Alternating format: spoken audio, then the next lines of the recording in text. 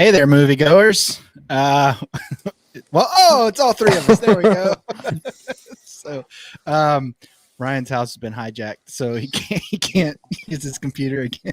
So, welcome to CiNEMACHiNE. I'm Al. I'm here with Brandon. Hello there. And Ryan. Howdy. I was just telling Brandon he looks like he's in the Batman trailer. He looks like he's in Batman Beyond. That's what he looks like he's in. Something in the way. Oh, we just got a strike.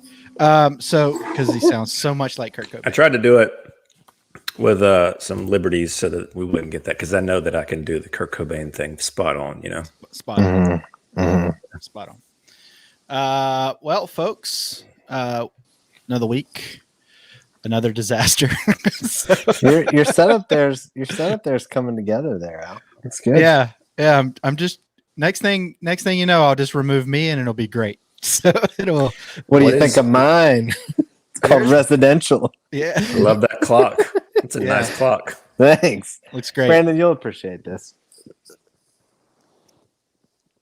I can't tell what it. Restore the. Oh, nice. Snyder. Hashtags don't work when you put spaces in them, Ryan. Also, hashtags don't work if they're not online. There were too many characters. I had to make lemonade. Yeah. So I see. Well, this week, last week we had quite the disaster on our hands. So we're trying. We're here. We're a little bit in better spirits. Ryan, sorry, he couldn't get the what was next it, drywall or something. we keep getting threats.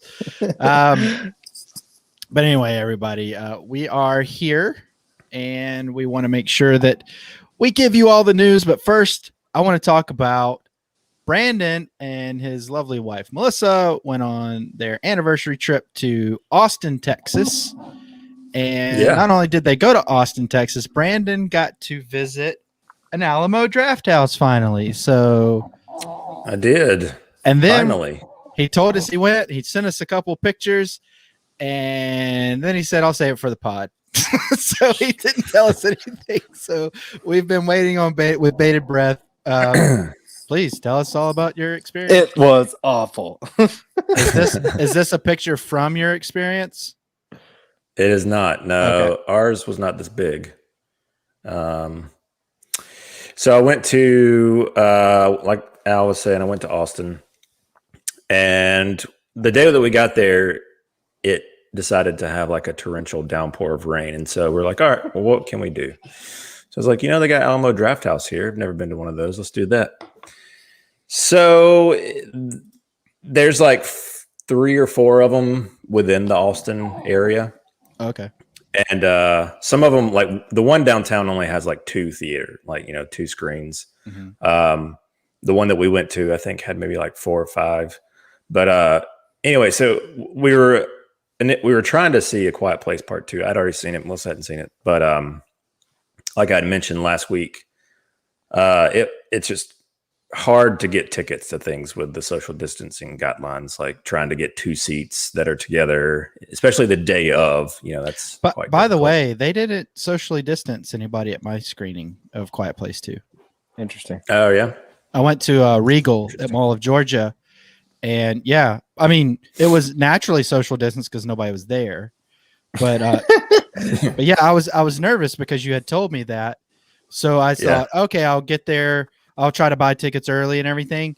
And the ticket, so I was going with a friend. We were meeting up, and you know how hard it is to do the whole, I don't know where I want to sit and everything. So we get there, and we go to buy tickets at the box office because I can see there's tons of tickets like 10 minutes before. So I go up to the box office. The guy goes, I was like, oh, we don't pick our seats. He goes, you can sit wherever you want. Nobody else is here. So I said, so I asked him, I was like, do we have to wear a mask or anything? He's like, no. I was like, is it socially distanced or anything? No. So anyway, please proceed. I just wanted to make sure. I said, it's not all theaters. That's all. Gotcha. Well, yeah. So anyway, so we ended up getting tickets to see Cruella instead. I think it was this Cruella, Wrath of Man. And maybe one other movie. I don't remember what else was playing, but anyway, I'd already seen both the other ones. So yeah, we went and saw Cruella, and all right. So initial thoughts on Alamo Drafthouse. Mm-hmm. I really enjoy the lobby area was really cool. I sent you guys a picture. They had like a shining. Yeah, that was cool. They had the shining carpet there, and had this like backdrop with a big wheel. You could get your picture. Did you rip any of it up for Al? Rip any of the carpet up? Yeah, I should have. Such a good friend. And they have like really cool, like huge, like poster displays. I also took some pictures of those, but I didn't send them. But they also had a Deadpool and a Wonder Woman costume, which was cool. Another thing that I really liked once we got into our screening, they have these like pre-show things. Apparently they're pretty famous for their pre-show stuff that's like tied into whatever movie that has like trivia and other like things to do with like, since we went and saw Cruella, they had a lot of like 101 Dalmatians stuff. Lots of, different footage from the old classic 101 Dalmatians and trivia and stuff like that. Al, what is going on? You're in the comments and you're on the show. I don't understand. Do you have a doppelganger? That desperate for attention, huh?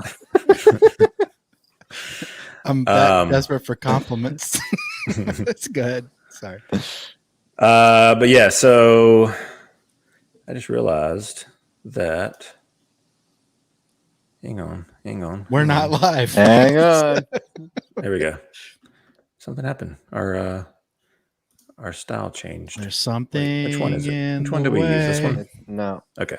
No. Not that one? No. Block? No. I think we should just Minimal default. That one. That's the one. Boom. Okay. crisis averted. Yep. I had to get that figured out. It was bugging me.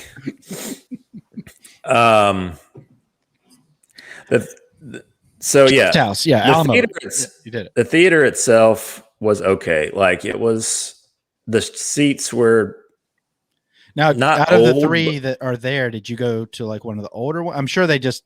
I don't know. Okay. I'm not sure. Because they're all different. That's the beauty of the theater. So you get a different experience at every single one per seat. This one, obviously, it's a dine-in thing. So they had to like dine in. They had a table about 4 feet in front of you, which is kind of awkward because you had to like sit up, like lean towards to like if you had food or anything. How was that again? But you can rewind it. This is the thing. I love the no talking thing. I love the sound was good, picture was good. I hate the dine-in experience. I'm not period. a fan of it I just either. don't like it. So it seems crunching on nachos. It just seems like a counterintuitive thing for Alamo to have that when they're so adamant about the theatrical experience. Did they have the little pad where you write the thing? And they had that. You stuck it in the little thing on the. And did they tell you you can tell on other people? Yeah. They mentioned that. They mentioned that too. I just like, as far as a dine-in experience, if I have to do that, I'd rather have the like little like tray table that kind of rotates out. That makes more sense instead of having to lean like 2 feet forward. If you're eating, we didn't eat anything. We got drinks, but that would have been difficult to have to eat something like on that very edge of my seat. But yeah, I mean, I don't know if this is just isolated to this theater. It could be different. I don't know how yours was when you were in Raleigh or wherever you were. It was like the one, the one in Colorado that I went to was had like I don't know if the way you're saying it, it kind of sounds like the same. It was like a old school desk kind of thing, like the arm, and then it was just kind of extended to be the table. Yeah, no, it wasn't like that. Okay. It was like a bar. It was like a bar, like an actual bar that went like straight across the aisle. Oh yeah, you must. I don't know. I must have gone to. I do believe when I went to the one that I visited, I do believe it was relatively new, like within like a month new. So they may have changed their ways And who knows? I'm curious if this was like a retrofit type thing. I would imagine, since that's where they originated. Could be. But I mean, other than that, I mean, it just like the theater itself that we were in just felt a little older. The seats weren't like super comfortable. Be honest, Brandon. Would you have preferred your theater or that theater? My theater.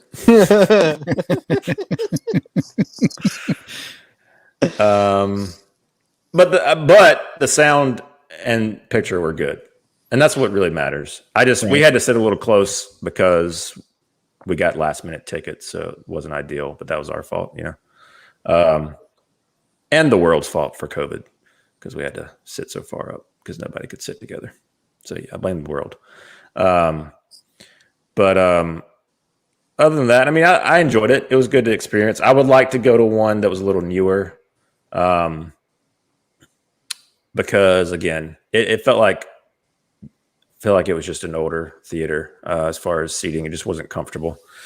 So sad to say that I was a little disappointed in that regard, but I'm sure that it's not reflective of all the Alamo. Yeah, Al's like, I love the ones that are uncomfortable. The old ones. That's his phrase, get uncomfortable. That's why he loves these theaters so much. I do. They slap you when you walk in. I love it. But no, other than it just being like, other than everything sucking, it was great. It was great. Yeah. You sound like me reviewing a movie, by the way. It was sucked, but it was wonderful. It was a stinker. Look, by no means was it the greatest theater experience in the world, but yeah. I'm just saying, as far as like a dine-in experience, if you got to do that, have comfortable chairs. The reclining ones are a bonus for sure. This one was just straight back. I don't even know if they rocked. I don't think they did. And so, hey, if you're elderly, don't go to this theater. Is what Brandon said. Not a lot of elbow room. Do you really want elbow room when you're with the armrests that lift up? It's like, that was cool when I was dating and I could like get close to Melissa. But now that we're married for like 12 years, it's like, come on, give me some space. Ouch. So, yikes. Last week you were calling her a wench. This week, get away from me. So, I don't think I called her a wench. I think you said. Yeah, let's start that rumor. I think you said the word wench, Al. I did, but let's start that rumor. Get me a wench. All I'm saying. Let's start that rumor. Yeah. So so you saw a movie there, Cruella. Yep. Did that help or hurt your experience? What was the deal with Cruella? What, as far as the movie? Oh, yeah, because I saw Parasite at my viewing, and I wasn't the biggest fan of Parasite. So, not that it hurt my viewing experience. I'm just saying. Yeah. Well, I guess we can go into it. Yes, I saw Cruella at the Alamo Drafthouse in Austin, Texas. Brandon got uncomfortable. And as far as it hurting or helping, I enjoyed Cruella. I thought it was pretty solid. I didn't have high expectations going into it. Besides, just I like Emma Stone. Mm-hmm. I like Paul Walter Hauser. I don't even know who directed this, but it just by the trailers, it kind of. I think we talked about this maybe last week or the week before. It kind of felt like a Joker mixed with like Devil Wears Prada type. It's super. As far as the movie itself, it's very like fashion forward, tons of needle drops. And yeah, I thought it was. I thought she was good. I thought the supporting cast was good. So it's the same director that did I, Tonya. And I think this is the one. I think your dad's going to be excited. Fright Night. Isn't that the one he likes? He likes the original Fright Night. Oh, okay. He did the remake, but he also directed Lars and the Real Girl. Has anybody seen that movie? Mm-mm. It's Ryan Gosling falls in love with the girl and the dying girl. Yeah, that's a good movie too. Yeah. So, all right. Yeah. Totally. It definitely had that vibe. But no, I thought it was good. Yeah, it's worth watching. I wouldn't like say don't watch it for sure. I thought it was enjoyable. got a really good soundtrack as well. Was Emma Stone good? She was good. Yep. And like I said, everybody was good. I didn't think it was as far as shortcomings. I mean, there were a few things that, as far as like plot lines, that that I found like I resolved before they kind of resolved themselves in the film. But like other than that, here's what I would say. I don't know. I mean, Luna would watch this, but I don't know if it's necessarily geared towards younger kids. It's maybe like tweens and teens. It's a little more adult. We've already got a sequel in development, so it seems like that's true. But I don't. That's the thing I don't understand. It did poorly as far as financially. It did worse than Mulan. That was a catastrophic failure. So I guess they think, well, maybe the groundswell will get big. And yeah, I also don't know how it did on Disney Plus. Well, that's what I'm talking about on Disney Plus and the movie theaters. Like, it still did worse than Mulan. That's the report that I read. Is that a gas station? Gas pump. Gas pump. Yeah, gas pump news, everybody. No, I can't remember where I read. Actually, drop. I actually read an article. It was at the dentist office. No, I'm just kidding. It was. That's another drop. I can't remember where gas pump news is way better. I can't remember where I read it. Playing in the background. Always at my request. But no, I heard. Okay, so I heard something, and I want to know if this is true. So this might be spoilers. I don't know. This is what I heard.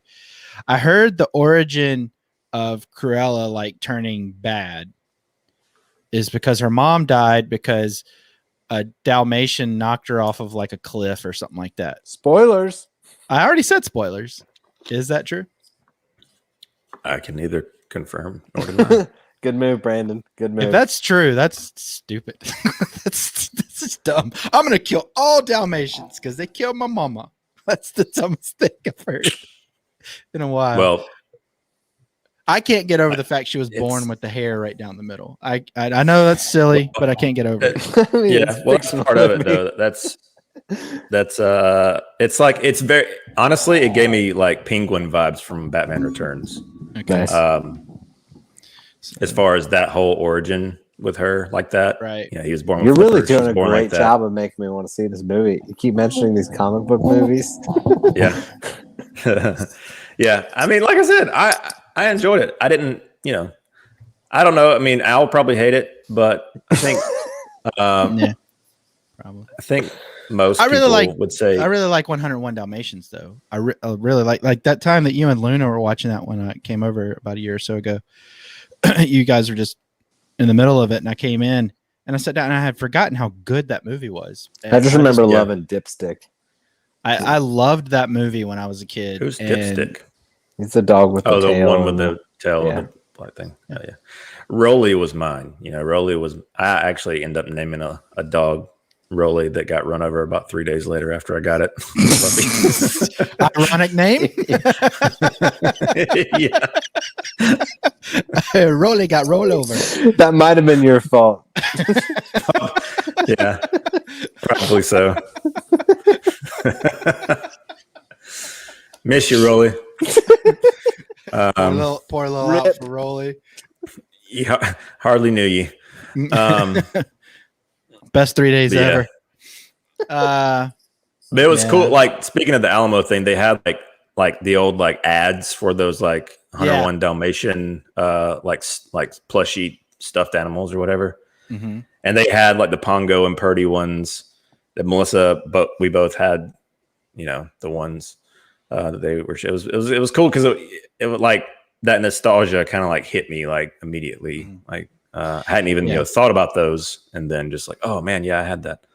Did they overwhelm you with trailers? Did you notice anything different there, like how the trailers and stuff like that weren't? You didn't see a lot of Coca-Cola commercials and such like that. Yeah, I don't remember any of that. I didn't see it either. Yeah, they did have trailers, like movie trailers, but yeah, I don't remember any ads or anything. Yeah. So So you know what's weird is I went and saw A Quiet Place too, and I'm not going to review it or anything. I just want to tell you about this experience. Is that usually it's like the Coca-Cola ads are just in your face, and it's like, hey, these film students made Coca-Cola movies, and Coca-Cola funded their little student movies or whatever. And it's Coke, and you see the Coke pouring out and everything. Everything was Pepsi. And I'm wondering if that was a product of probably the political stuff lately, because people were kind of sour on Coke. But also, I wonder if COVID hit Coke hard enough. I don't know, but it caught me off guard. And I turned to Regal? Yeah, they could have just signed a deal with them or something. Well, I'm sure, but I'm just like, I turned to my friend and I was like, this is like odd. Like it was noticeably, it just stood out to me. So I'm sure they just signed a deal. I'm sure that's what it is, but it still is very odd. I don't think I've ever seen a Pepsi commercial in front of a movie before, but should have more movies in the Northeast. Yeah, I'm sure. I'm sure. Well, out in LA, I honestly don't remember them. Like when I lived out there, I don't remember them showing soft drink ads in front of like, that's too unhealthy. Here's tofu ad. I don't know what they did, but I remember I saw the first Kale Toby smoothies. Yeah. Everything was super healthy. But no, I just stood out to me the other night. Last week when I went and saw that movie with my friend. So anyway. Well, speaking of, so you saw it. Yeah, I did. You saw A Quiet Place Part 2. I did. With a friend. I did. I don't remember if I gave any thoughts on it last week. You gave a Brandon's brief. So we've heard your whole review. That's another drop, Brandon brief. Those two things don't mix. It has a little clock in the corner. So it just reminds him. Brandon's brief. A new record. It says time limit 2 minutes, and it just keeps counting past what he turns red. Feed down.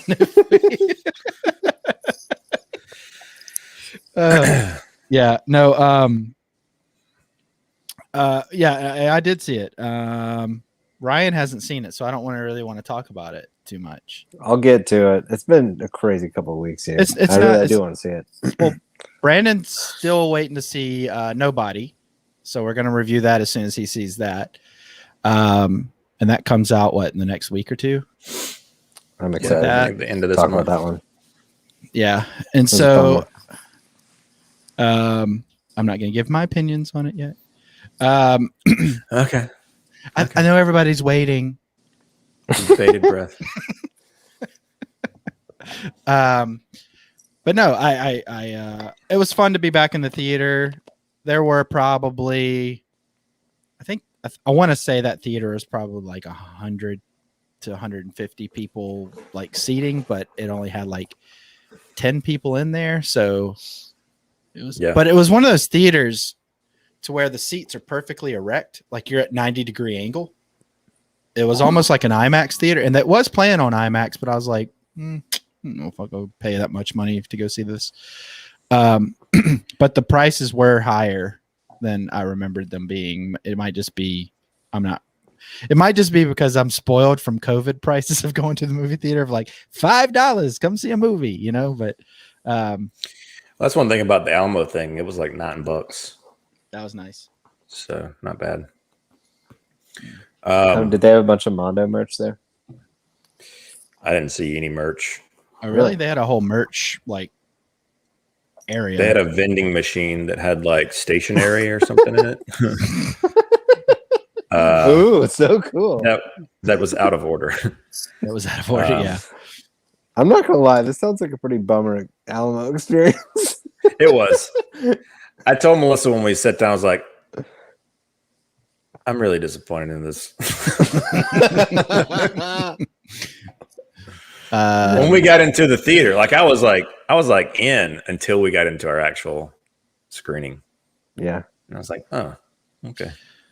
Well, I'm glad you got to go. I'm sorry that it was a less than favorable experience. It's not your fault. It's not your fault. Like I said, Well, I enjoyed called the movie, ahead so and I said destroy this. Al for actually him. called ahead and said, "Give him. Can you show Brandon the oldest theater that you guys have?" What I said was make him uncomfortable. He deserves it. And yeah, and they were like, "You've got it, Mr. Moses." I mean, Alamo. I mean, it's me. I'm just saying. right, Mm. right. It's my namesake. It all makes sense. I get it. Yeah.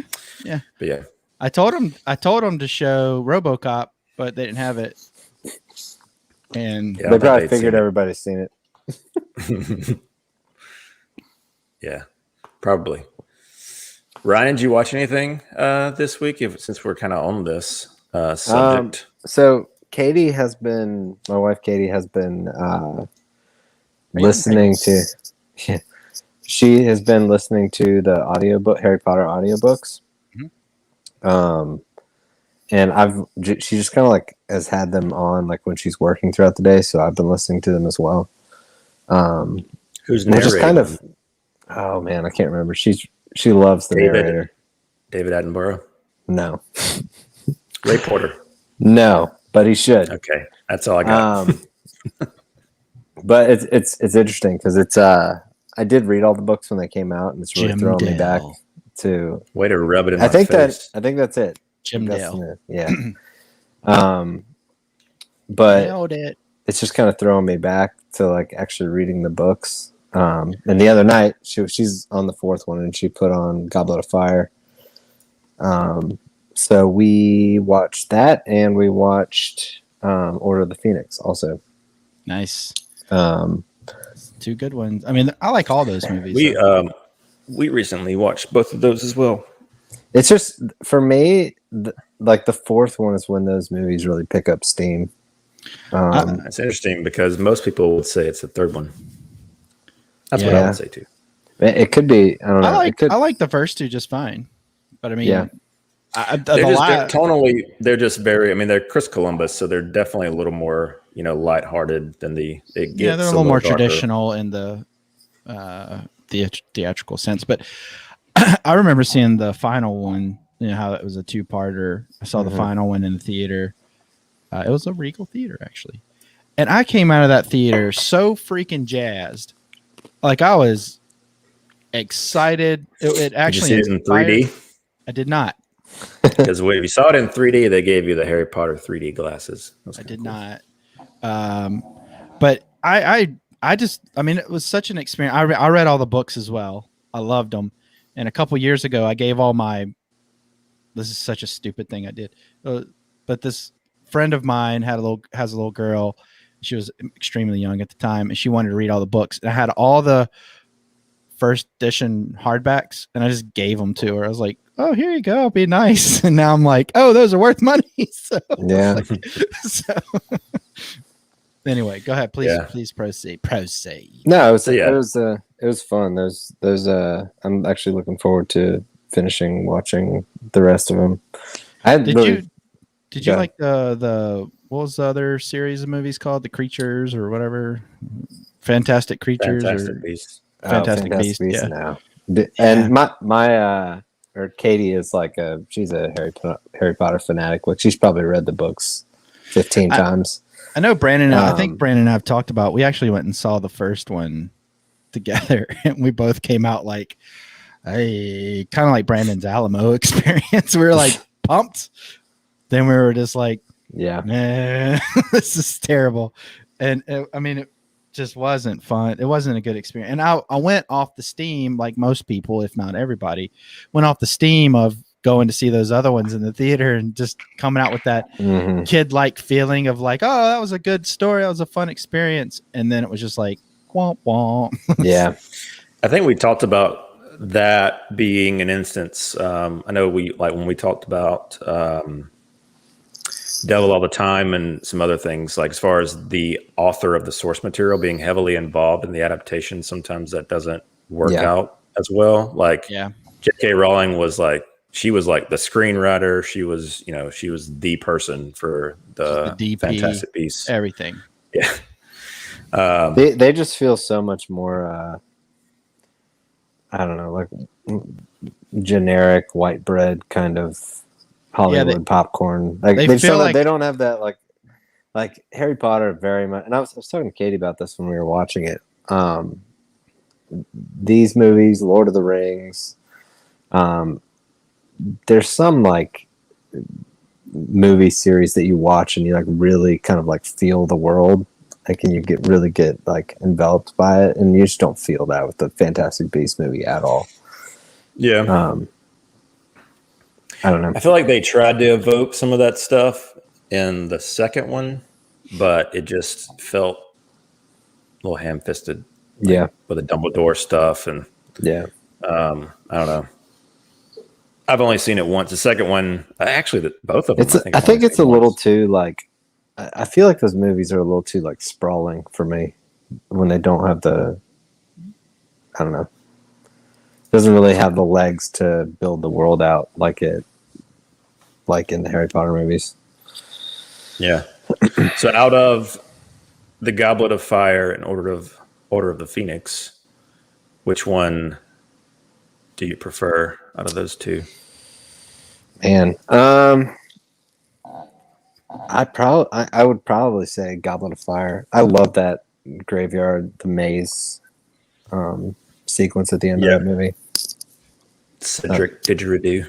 Yeah. Didgeridoo or Diggeridoo? Diggory. Diggory? Didgeridoo's an instrument.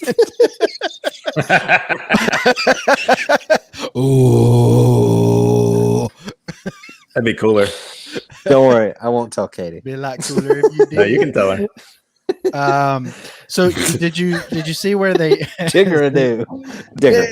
hey, did you see old Digger do over there? Come back. That's what they do. That's what they do in Royston. Just add a do at the end of everything. Yeah. That's why it's all that Harry Potter do on the didgeridoo. That's why Brandon can't understand British people. Where's the dues? Where's the dues? Can't understand. Where's that doggy do? No, dude. Do. So did you guys see where they opened that new Harry Potter store in New York? I did, yeah. Yeah, that I mean, it seems massive. We went to the and this isn't really related, I guess, but just talking about landmarks with Harry Potter. We went to the London studios there. Yeah, so did I. That was so fun. Cool. Yeah, that was awesome. So much fun. Yeah, Brandon, that's the next thing it can let you down. Fly all the way over there. Be let. I guarantee it won't let you down though. You get. Yeah, it's cool. It's cool to see all those set pieces and stuff. It's awesome. When that dragon comes to life and burns up the bank, did you see that? That was amazing to me. That. I felt like a child. I felt like, oh my gosh. But I tell you, goodness. I took 2 sips of a butterbeer and I was like, I'm done. This is way too sweet for me. Like my taste buds are just too old for a butterbeer, I think. But the frozen ones are good. They had everything there that was butterbeer. They had ice cream. They had everything. Mm-hmm. And they had like 5 different spots where you could maybe 3, but they had like 3 spots you could go and actually get it along the way. They wanted to make sure you got that butterbeer. But I mean, it was worth buying and experiencing. And I got the little cauldron cup and all that. I had to do it right. And then I threw the cup away because I didn't feel like carrying it around anymore. Yeah. So I got this from our Harry Potter experience. Oh, at Universal Studios. Little chocolate frog. Let's see who I got in here. Diggeridoo for the Frogadoo. That was Frogadoo. That Merlin do. I got a Merlin do.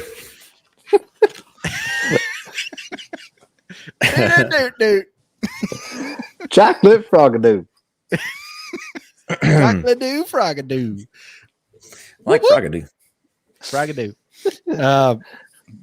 New band name called it. So, I would probably agree with you, Ryan, as far as Goblet of Fire. I love the whole like tournament thing at the end, but that ending scene in Order of the Phoenix is pretty amazing. Yeah. Pretty amazing. Awesome set piece. Mm-hmm. And then with the the Sirius Black stuff at the end. I also Pretty good. love I don't know why I'm blanking on her name right now. Rest in peace. Crazy hair Sirius girl. Blackadoo. She's in Fight Club. What's her name? Yeah, Beatrix. Beatrix. Lestrange. Yeah. Helen and She- Bonham Carter. Badoo. She that character she plays that character so well. Like whenever she's on screen, just kind of like I'm totally zoned in on what's going on. Have you ever watched her on Craig Ferguson, like the old Craig Ferguson show? Yes, I have. Oh my gosh, it's Yeah. hilarious. Dude. Those two together are pretty funny. So if you haven't seen that, please just It's go. a shame that he's not doing that anymore. It was, Well, he took himself out of that. He didn't want to do it anymore. So he did. no, I know. I'm just saying. Yeah, like, it it's is a shame. By far the best But late night. yeah, by far. I mean, Conan's a close second, but by far the best. Yeah, man. Harry Potter. Now I want to watch it. Conan's a close second, but no, Craig's by far the best. Ryan, did you watch do you have the Blu-rays or the 4K? What do you have? We have Blu-rays. Because they remastered them when they came out on 4K, and I really want like the first two don't have the they show their age on Blu-ray, but they have a new remaster of them, which I'm sure that is When the did it one come that out? would be on HBO Max. What, the Blu or the remaster? Yeah. Like 2 years ago, maybe Just a year and a half ago. yeah, it was probably 3 or 4 years ago at this point. Because it's I like think it's it goes still on sale $130 every once in a while on Amazon. It's but it's $90. So Prime Day is coming up, mind you, everybody. Get your movie deals ready. So we'll try to find out some movie deals. If we find any out, we'll report them, of course. But yeah, so I think last year I left that on the docket. I bought like Alfred Hitchcock and a couple other things instead. I bought crazy amounts of stuff last year, but it's really dangerous because you have that, and then pretty much like a week and a half later, you have Criterion sell at Barnes and Noble starting. So that's dangerous. Poor wallet. Yeah. Well, that's credit. That's Poor credit. No. It's my wallet. It's my wallet. I will not pay credit for any of that stuff because I know that'll get you in trouble because you can go nuts. So, but one thing that I do want to say is that kind of being that's happening, Criterion next month, that kind of postpones any plans of doing vinyl. So I have to priorities. I had to make a household, gather everybody in my household, all my different personalities, and say, yeah, this is the decision. I still have the OK Computer vinyl that'll be here this week, and I have the rack for the vinyl and the record player and the speakers and everything, but I don't have the record player. It was getting to where it was going to be about $600 to get invested just to start. And I was like, Going through it right now. nope. I was like, nope. I still got to buy like stuff for this house. Like this is the only room that's like a family. He's got Mail order bride. Well, you can't see is like 1 foot out to the right or left, and it's the walls are no longer painted. There's no furniture. Yeah, I'm in the middle of my yard. This isn't even inside. Yeah. It's a literal set. Yeah.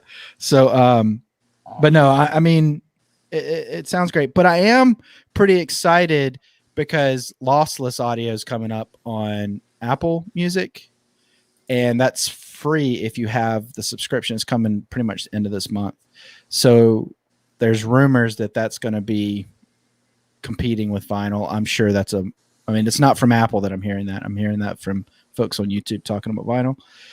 So we'll see.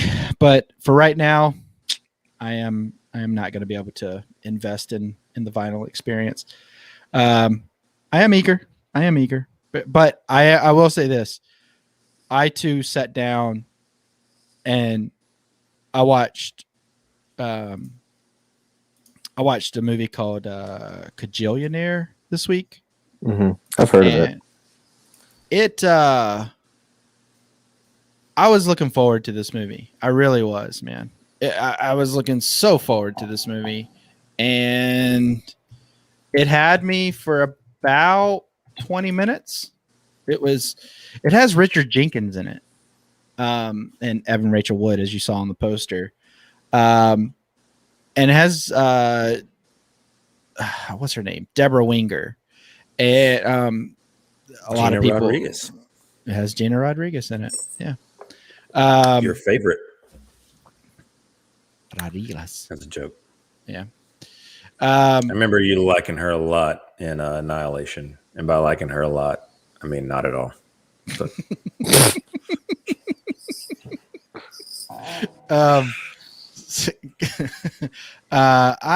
And by not at all, I mean he's in love with you her. loved her. But no, I this movie. Okay, so one major thing about independent movies that can really ruin an independent movie, or like a kind of like a real off the cuff movie, not accessible to everybody, is that they give the characters way too many characteristics. Like it's just too many, and it becomes like a caricature of a human instead of believable. This is their story. Deborah Winger's character. Okay, so it's about a family of 3, and they live in this old office building that has foam that comes down the wall every night, and they have to clean that up, and they pay $500 a month. $500 a month, and they're scared. The mom and dad are scared that the government's gonna find them or whatever. They're just paranoid schizophrenics, kind of. And Evan Rachel Wood, which I like her in quite a few things. I can't say I've seen all of her work, but she does this voice in this movie, and she talks like this. Hi, how you doing? And her name looks like the girl, the Theranos, Elizabeth, whatever her name is. You know what I'm talking about. Al. Al knows. He watched it. Some of it. I don't remember. Dead air. The Theranos, the Steve Jobs wannabe. Oh, that girl. Yeah. That was actually a good documentary. But her name in this movie, her name, they named her this. Her parents named, it's not a nickname. And they go through a great explanation of this. Her name is Oldolio. OLD space Dolio. Old Dolio. And it's like, who would name their kid that? Dolio would do. Yeah. Yeah, exactly. But so, like, I will say that Gina Rodriguez in this movie was probably the shining light of this movie. And that's not saying much. That's very big of you. She was. But this movie has a terrible ending. The And characters then Katie fall... Sackhoff showed up. But no, this movie, the characters just fall apart. You just don't believe them after about 15, 20 minutes. And she talks like, hi, my name's Oldolio. And there's a good story involved, but the actual execution is just not something that I can suggest to people. I wanted it to be really good. I really was looking forward to it. I don't know. It just fell apart. So it's on HBO Max if anybody wants to go out there and watch it. I won't say it's like a stinker of a movie, so on and so forth. I will say that it leaves a lot to be desired as far as character development. And I can't remember if this is A24 or Focus. But anyway, either way, I just can't. I can't say you should go watch it. I can't. I just can't do it. I can't do it. You can't hold a gun against my head anymore. Anyway, so, but let's talk about movies that we used to go see with a little thing called Movie Pass. Did you guys have? I know Brandon had Movie Pass. Ryan, did you have Movie Pass? Oh yeah, we all did. Did you Movie have Pass, and then I moved to Stubbs. AMC stubs. Oh, no, I think I actually tried the other one a little. Good talk, Russ. That's too bad. Phone overheated. What Brandon, I kind of know this, but let's explain it to the folks that are watching. What was your experience with Movie Pass where it was he's coming back, folks. Oh my gosh. Tech problems. No, I think what was the third one that when it had a weird name. It was like Brandon, you know I what don't I'm even talking remember at this point. Yeah, I do, but it was like the Swedish one. Yeah, Yeah. it had a Either weird. way, I did Movie Pass, and then I switched to that one, and then I switched to Stubs, AMC A-list. And then the world ended. Right. That quit. Yeah. So what was your experience with Movie Pass, Brandon? Me? Brandondo. Sorry. Brandon to do. Brandon to do. That's Brandon. While I had it, I really enjoyed it. I mean, obviously, Well, they allowed you to a month. enjoy it. Yeah. CiNEMAChiNE. It became Was that the one it you became tried? increasingly harder and harder to use as Yeah, time progressed. Did you pay the full When year? when it first started, though, Yeah. it was great Yeah. though, because Sucker. you could I would literally if I was bored, I was in Athens at the time, I would be like, oh, a movie just started at a movie theater. I'll just go jump in mid-screening. Yeah, I would go Right. see movies that I had no interest in seeing. Yeah. I would just be like, all right, I'll go see that. And I remember when it first came out, it was like, you can go see any movie. I was like, great. And their app was always terrible. From day one, it was terrible. Then they made the app a little better, but they made all the ability to see movies worse. It was like they just reversed the process. The movies you could go see just shrunk and shrunk and shrunk. They just diminished so much. Do you remember a movie that you wouldn't have seen that you did go see because you had Movie Pass? I know. It's been so long. Man, yeah. I do know that I have repeat viewings for movies that I wouldn't have gone back and seen again. I the first movie I saw with Movie Pass was It. And then I saw Justice League. I did see that. Sorry about that. Yeah. Moment of silence for my brain. But yeah, but Movie Pass was just throwing out everything and anything. Like, you can't go see anything because we don't want you to. And this week, a story came out. It was proven that they lied quite a bit. Movie Pass. One way that they would try to, I guess, subvert you from seeing is they would say invalidating their users' passwords and claiming that fraud was detected on customers' accounts. And this wasn't something they did a little bit. They did this to over 75,000 users. So, yay. Yeah. There's apparently a class action lawsuit or something going on right now because of it.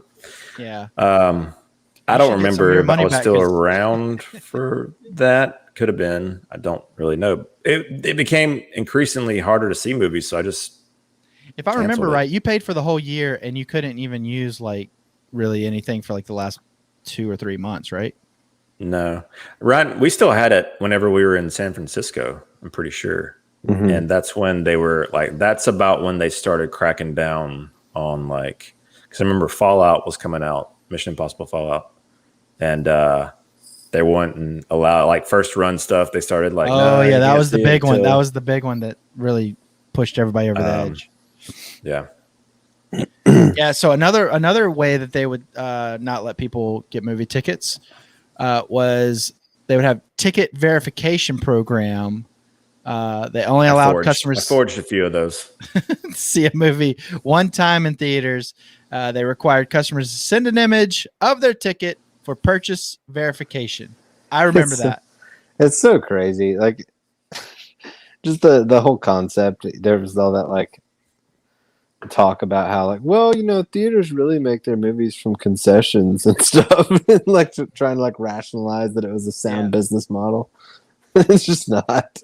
Yeah, well, I mean, that is true. That is where they make their money. They make very little on ticket sales until you get into like second, third, fourth week runs.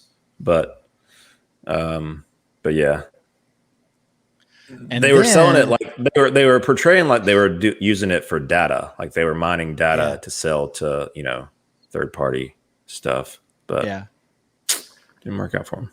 Yeah, that's absolutely true. Howdy, Alan. What up, Hey. Alan? What's up, man? So tell us your stories of there. Ryan, you want to tell everybody where they can get in touch with us? We kind of just jumped into it tonight. Yeah. Hit the subscribe button here on YouTube, notification bell so you can stay up to date on all of these lovely live streams. And then we are on Instagram at CiNEMACHiNEPod, and just launched a Patreon, and that's patreon.com/CiNEMACHiNEPod. Any help we get there is hugely appreciated. Thumbs up. Very Ready? good. Very good. Yes. Thumbs up. Oh. There it is. Okay. There we go. All right. So finally, MoviePass blocked anybody that they considered a power user, and a power user was somebody that saw more than 3 movies a month, not a week, a month, and because it was killing their profit. So they totally just ransacked them. They would freeze their app. They would do anything they had to do. They would just freeze their account, kind of. Yeah.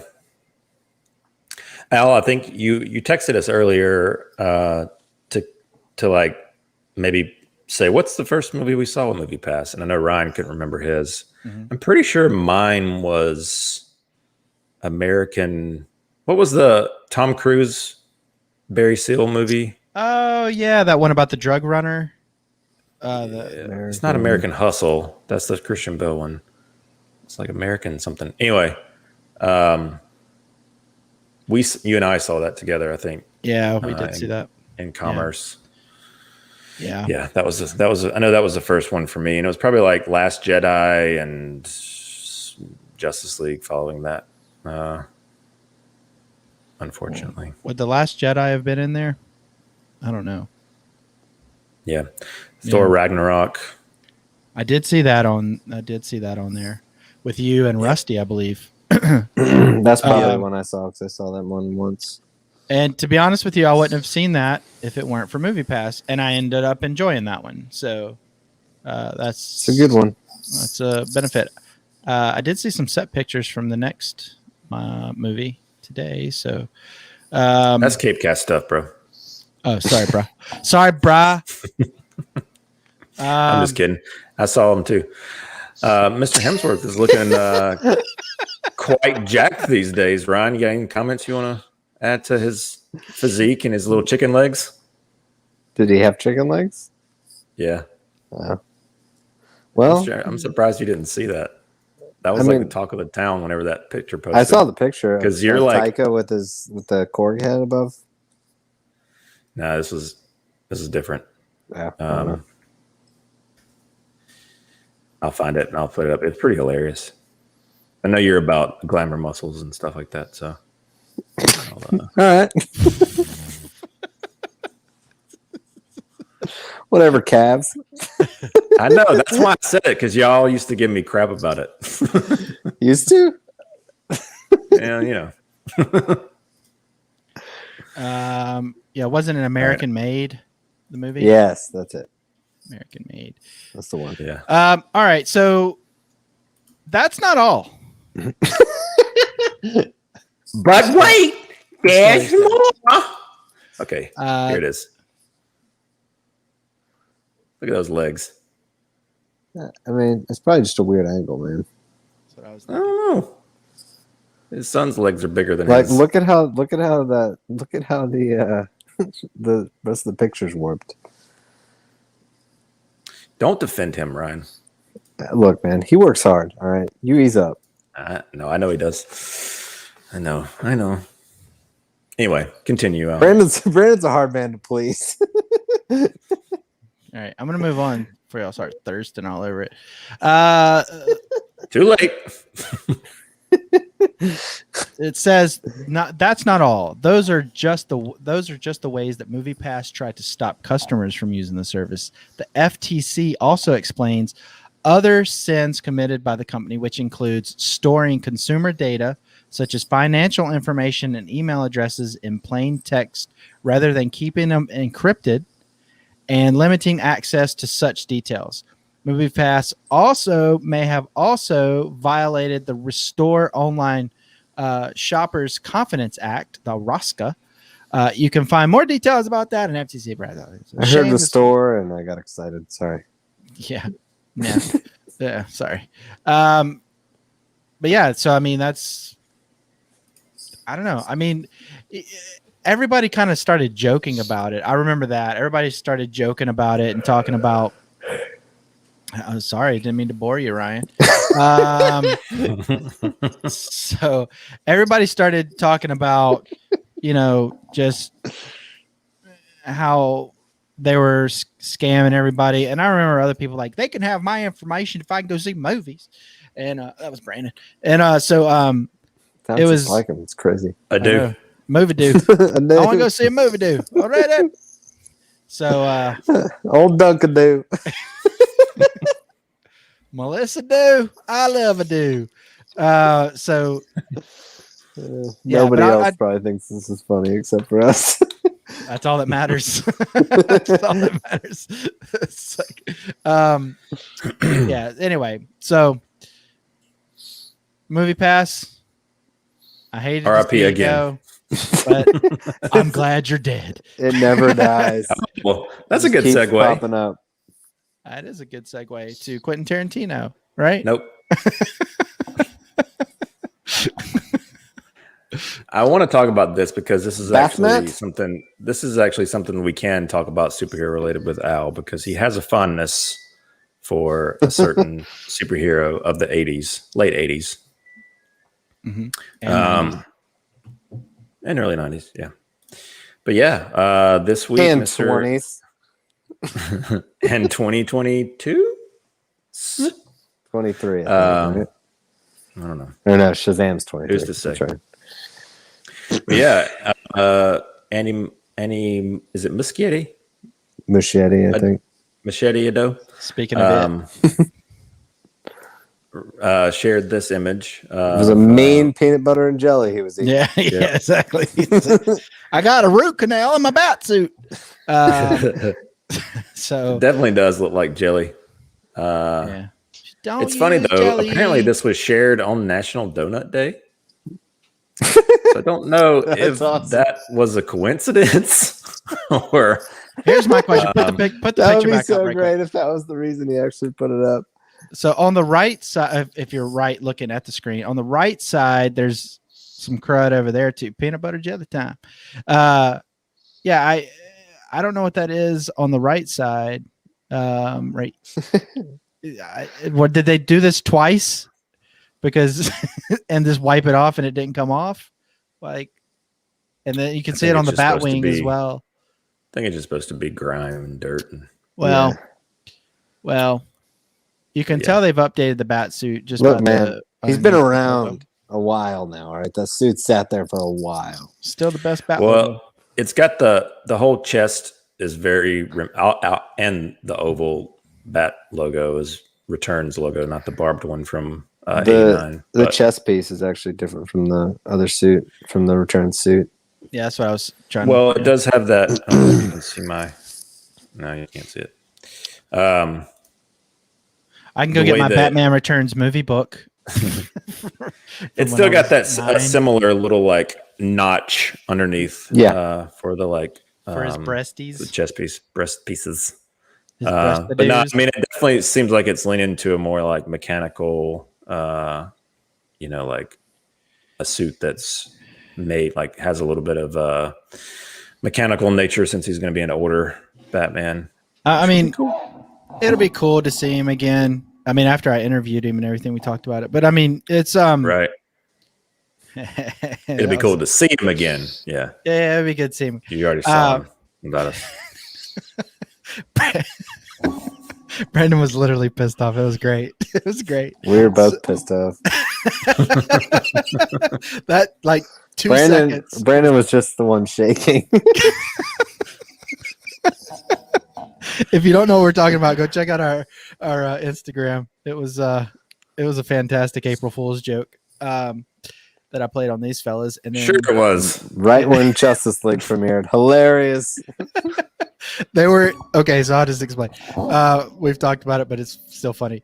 They were watching Justice League. It was right when it premiered, and they were like camping out in Zack Brandon's Snyder's theater. Justice League. Sure, whatever. And they were camping out in Brandon's theater to just watch it when it first came out. So I said, "Hey guys, I had to fill in the show or whatever," and I was texting them for a couple days, and I just went radio silent after I said certain things so I wouldn't fudge it and mess it up. And I said, "Yeah, I got Michael Keaton," because there were some connections there down the road from a long time ago. So anyway,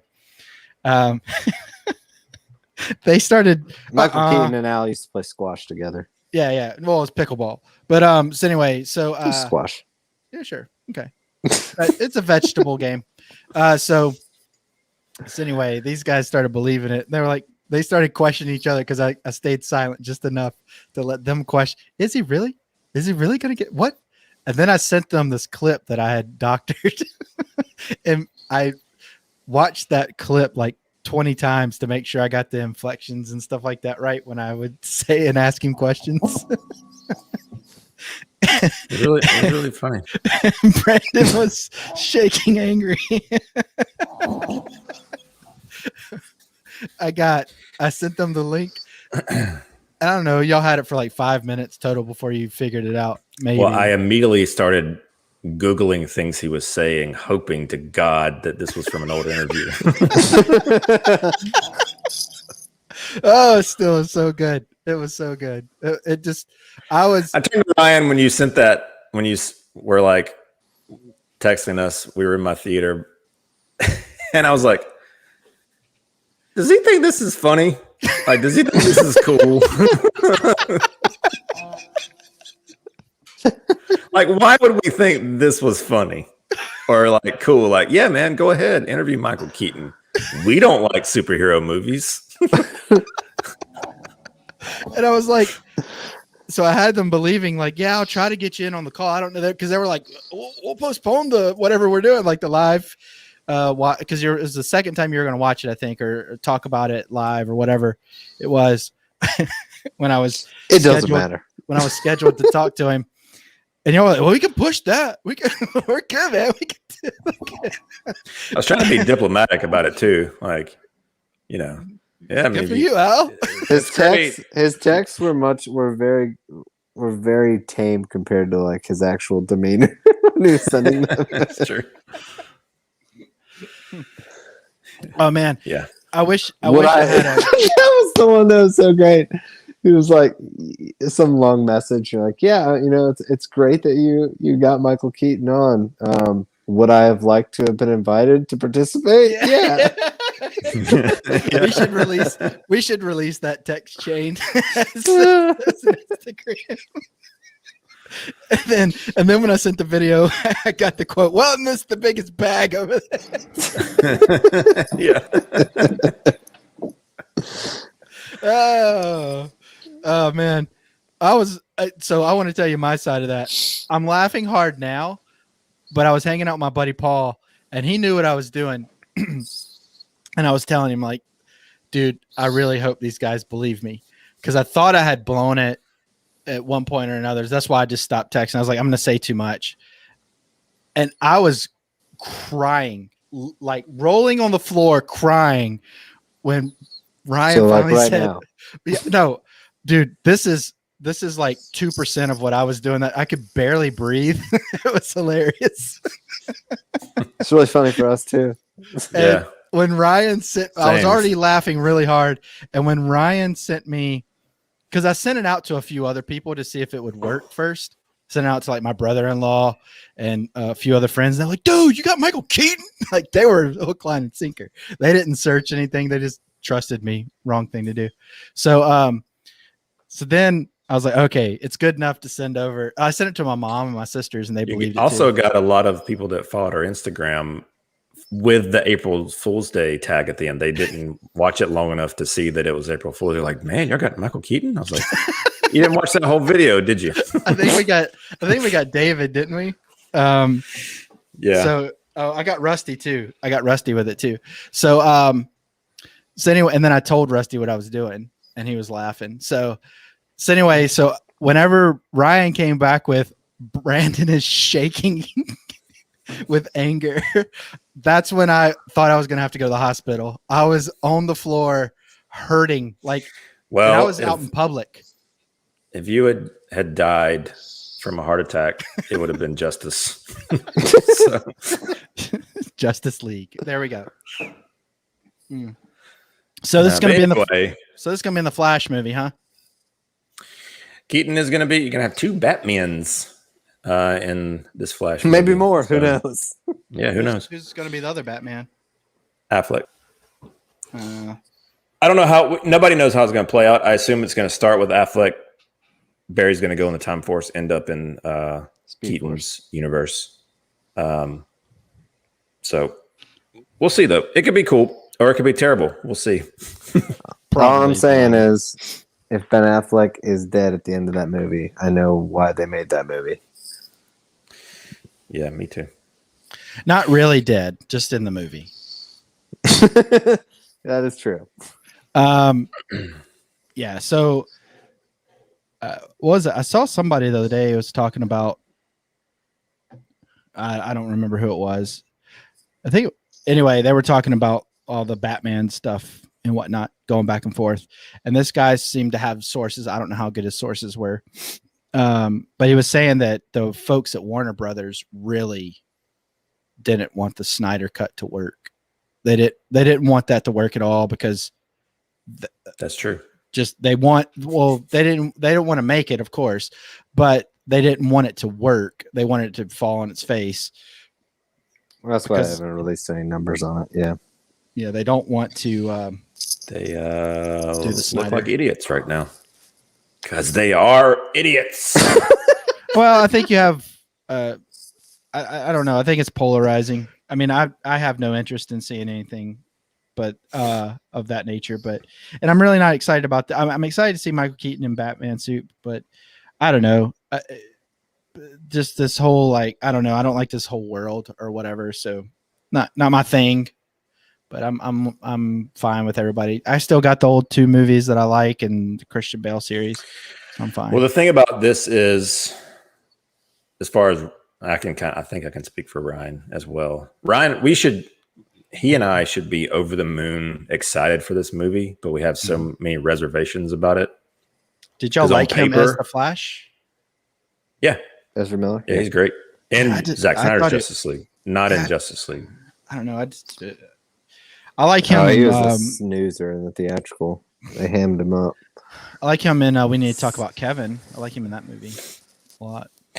He's great in ZSJL. But anyway, but just because we have a history with this studio that is mostly unfavorable as of late, we have major reservations with this one. But we'll see. Hopefully, I'm open-minded. It'll be good. I just, I've got that in the back of my head thing going on. We'll see. I don't know. But yes, I do agree. It will be on just its face value. It'll be cool to see Keaton in the suit. Yeah, I mean, he looks a lot older nowadays, but I guess that's I don't know if they're going to try to do that digital makeup on him, but no, I think he'll play an old Batman. Yeah, I think he'll be an old world-weary Batman. Well, let's talk about somebody else that's about to be put out to pasture if he ever decides to do it himself. Is Quentin Tarantino. Quentin Tarantino is still in that whole limbo of maybe I should have already retired. Maybe I've got one more movie in me. Maybe it'll be Kill Bill 3, which I really hope it's not. Those 2 movies are probably on the bottom of my list of his movies. Just after many watches, they just didn't stand the test of time for me. But you got on me pretty hard for not having seen them early on in the show. I think you should see them. But after I've seen them multiple times, as far as in the realm of his movies, I would say they're at the bottom. They're not bad movies. Just for him, they're probably two of my least favorite of his, is what I'm saying. Gotcha. I don't want to say they're bad movies. I still appreciate them quite a bit. I think the initial, I don't even know if this is just a fan movement as far as Kill Bill 3, as far as what it would be, but the idea that Vivica Fox's daughter grows up and tries to hunt down the bride to kill her. So stupid. It's a cool concept. It's I so like it. stupid. It's a cool concept at the same time. I'll tell you this. Well, I think one of the my main opinion. reasons that it's hard for me to watch, and it's just in the beginning, it's just a little bit of the movie. And I think she's in both of them. But Vivica A. Fox is such a bad actress. She's so bad. And it's just, I don't believe her in anything she's in. I don't believe her as being a human being. She's just terrible. I don't think that she's supposed to be, though. I mean, those movies are pretty pulpy and hammy to begin with. Well, I get it, but she's bad Like in everything, is what I'm saying. They're supposed to be overacting. Yeah. Well, everybody else seemed to do all right with it, including what's her name? The one with the eye patch that's in Grumpy and Splash and all that stuff. Dana. Is her name Dana? Or Daryl? Daryl Hannah. Daryl Hannah. Yeah. She was even okay in it. She was pretty good in it when they got her out of the tree from protesting. But yeah, so I don't know. I can't stomach Vivica A. Fox. I think she just needs to retire to like Tyler Perry movies or something like that. Yeah. So, Well, it wouldn't be Vivica A. Fox anyway. I know, but they would probably have flashbacks. Is what I'm saying. They'd probably have to bring her back in, and but I also want to see if it's going to be his swan song. I want to see him go out. Not. I don't believe so either. I honestly believe this is just me. Oh, He's in his 50s. He'll be making many movies to come. Yeah, this guy, you can't pull this guy out of cinema. I know that he says this. He's going to do 10 movies and he's going to be done. Yeah. No way. Nope. He'll take a break. He'll do some Broadway stuff or write plays. I think he'll do some TV and stuff. And I think he'll write some stuff and not direct it. Similar to like True Love and what was the other one? National Born. True Romance. True Romance. Yeah. True. Which there's a special edition coming out that Ryan actually let me know about, or Brandon, was it you? Brandon. I can't remember. Brandon let me know about. I'm getting that too. That's another reason I can't get Vinyl. I'm gonna get it as well because I've never seen True Romance. Oh my gosh, it's so good. So gonna get the Indiana Jones treatment. I'll watch it before Indiana Jones. Cellophane movie. I think you and Melissa would both really enjoy it. That movie's just so good. Gary Oldman. Did he write Natural Born Killers? Well, yeah, that. Did he have anything to do with? I know he starred in what's Dust Robert Till Rodriguez's Dust Dust Till Till Dawn. Dawn. It's rumored that he didn't. They kind of partnered up on that, so it's rumored that he directed a half of it. But I mean, you can tell. I mean, it's a start. He did write the screenplay, but Robert Rodriguez wrote the story. So, have you ever read the book?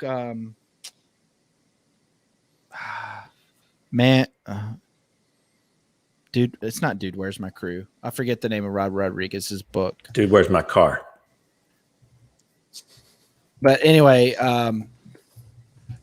yeah, you should really read Rebel Without a Crew. That's what it's called. It talks about him, Robert Rodriguez, making the his first movie on a budget where I don't know. Do you guys know how he funded that movie? What, Desperado? Well, it was the prequel. It was not prequel, but it was the one before that. They made it like in Mexico with like I know it's famous for being like $12,000 movie or $12,000. something. Yeah.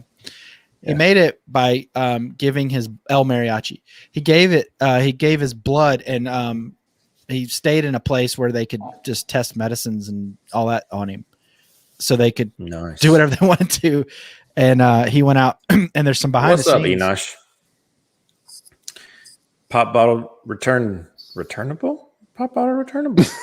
Are you saying Are you saying where you recycle the bottles for money? Turntable of doom. Dexter. So yeah, he let people test medicines on him, and it's all in that book. That book is fantastic if you want to see how somebody was passionate, and that's why I still respect him as a filmmaker. I think that wasn't that like Kevin Smith's motivation as far as doing Clerks. Like Rodriguez did it, and so he kind of had a similar approach. May very well have been. I'm not sure. The whole like donating plasma type thing, but yeah, he sold his comic book collection is what he did, and other means. But yeah, I mean, I don't know that people still do it that way. I'm sure there's people out there that are. I live in Michigan. We get 10 cents for every pop bottle. Yeah. Okay. There you go. Not from the South. Pop bottles. Yeah. Everything's we call it a Coke down here. Everything's a Coke.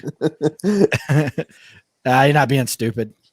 So anyway, so that's a great book. I highly suggest everybody go read that. And also on Robert Rodriguez's movies, he has this thing called Director's Kitchen or Film Kitchen or something like that. Anyway, he shows you how to make movies.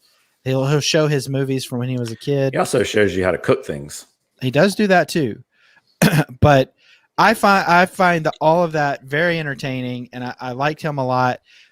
When like, as much as I'm not a fan of the Lava Boy and Shark Girl and the Spy Kids movies and such like that, he made some of those movies. I don't know about all, but he made some of those movies in his neighborhood. Just like, all right, we're gonna make them in the neighborhood because his kids. He wanted to have a movie for his kids and whatnot. So it's extremely impressive what he was able to do. And I mean, if you really read that book I was telling you about, he really does make that movie from scratch, and it's quite impressive. And he only did it in like a couple days. So if I remember, I read the book like 15 years ago, so I can't really remember all of it.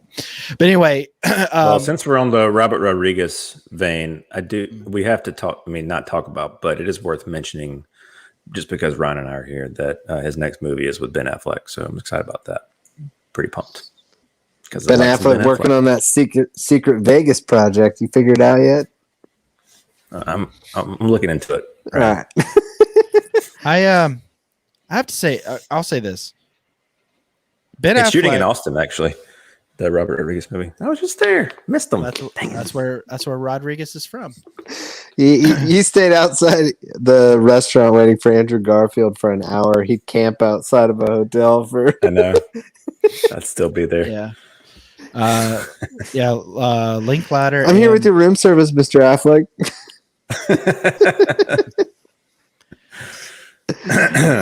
Oh, did you want to turn down? Keep going. Sorry, that's inappropriate. Yeah, so I'm excited about Tarantino. I mean, I like Tarantino a lot. It's real easy to like Tarantino movies, I believe, but I don't know. I hope he does something super original. Was that he was kind of maybe thinking about just going out on Once Upon a Time. Yeah, he was thinking about it. He still questions if that should be the case because technically he has already released 10 movies, with Kill Bill being the 2 movies. But I don't know. I would like to see something. Isn't there another thing that he's supposed to be releasing Kill Bill 1 and 2 as like the whole bloody affair? Isn't that a thing? I don't know exactly what that entails, but like it cut together as one film. I know it's called The Whole Bloody Affair. I just don't know if it's something that he released in one territory but hasn't released it in the U.S. or what it is. But I don't know. He may very well have. I'm not sure, to be honest with you. But I know that he had been rumored to do that. I honestly just thought it was going to be like a Netflix thing, similar to his Hateful Eight deal that he did on Netflix. So, not that he had a deal with it, but the thing he did with where he cut it up into 4, or was it 4? I think pieces, and just elongated each section. So, but another director, another director I like, Jeremy Saulnier. His next movie may be coming out. Rough week. Yeah, he's had a rough go as of late. Yeah, he Saulnier. John Boyega here. Oh, John Boyega. He just ditched him. Said it was family issues. Yeah. So I respect that. It seemed as far. I mean, this is press release, so it seemed amicable and understanding. But who knows? Nothing really else has come to light. But yeah, I mean, well, Saulnier was supposed to showrun the entire season 3 of True Detective, and had creative differences or something, and either left or was fired or something happened. But I'm excited to see whatever he does. I'm fully invested in Jeremy Saulnier for the time being. I mean, has he? So I know True Detective was post, or was it? He did the one for Netflix, Hold the Dark. Is that what it was called? Yeah. Still need to watch Ryan, that. did you ever watch that? We talked about that. No, it's on my list after we talked about it. I just haven't done it yet. Yeah, this one's for Netflix too, right? Yeah. It was already, Rebel a month Ridge. into production? Yeah, a month. And they're out in Louisiana, which it's super hot, so that might be why Boyega was like, I'm out. It's too much. But yeah, who knows? Hopefully everything's cool on his side of the thing. I really do wish all the best. Nothing serious, but I don't know. It'll be interesting to see, because he was the lead, right? I believe the actual lead of the movie. I believe so. But they say they're really close to. They'll probably have somebody turned around like that. It'll be interesting to see who they get. I mean, I hope they don't try to go out and get a name just to turn things around. But I don't know. Saulnier just he just makes things so realistic. I don't know. This movie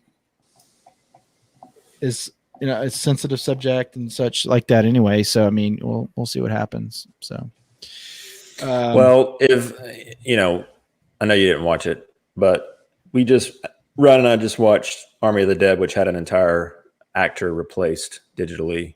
Yeah. With Tig Notaro, and it was pretty seamless the way they pulled it off. So it can be done. I mean, this is not the first instance, obviously. It is somewhat distracting just knowing that she was to look for it. Yeah. Yeah. Which would be the same for this, but yeah. Yeah. But also they weren't finished filming, so who knows how much they have to fix. Sure. Yeah, I mean, they're a month in. I'm guessing, being this is a Saulnier project, even though he's on the rise, I'm guessing that that they're pretty far along, because they probably don't have the longest shoot for his movie. It's true. So time will tell, but yeah, it is bummer to see him have another, shake up in his productions. Yeah, and I mean, but he and Blomkamp, man, just to have the worst go. So get my hopes up and then take it away. So we'll see. I don't know about all this nonsense. Well, let's talk about. It is true, Nani. TIG was expensive, so that's another issue they'd have. It's definitely not cheap. Yeah, but Netflix seems to be pretty good about throwing money around. So I mean, they got see what happens. Plenty of it, apparently. How much are they doing? 17 billion. Yeah, something like that. Spent $200 billion on Jupiter's Legacy and canceled it. So, 200 billion. 200 million. Jeez. Well, you just said, but I'm really sorry. Can't you see said that a billion. $1 billion a do. So, So we talked about Quiet Place 2 earlier. It looks like they're gonna do a spinoff.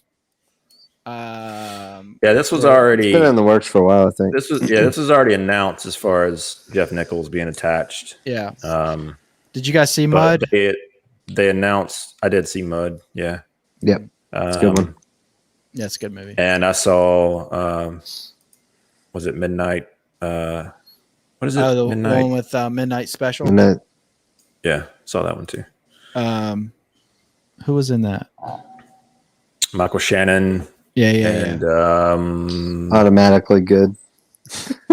yeah, That dude it's is true. so good. Which is a lot of people expect that he'll hopefully get Michael Shannon for this, which would be great. See Michael Shannon in this world. I haven't seen him in a while, so it would be great.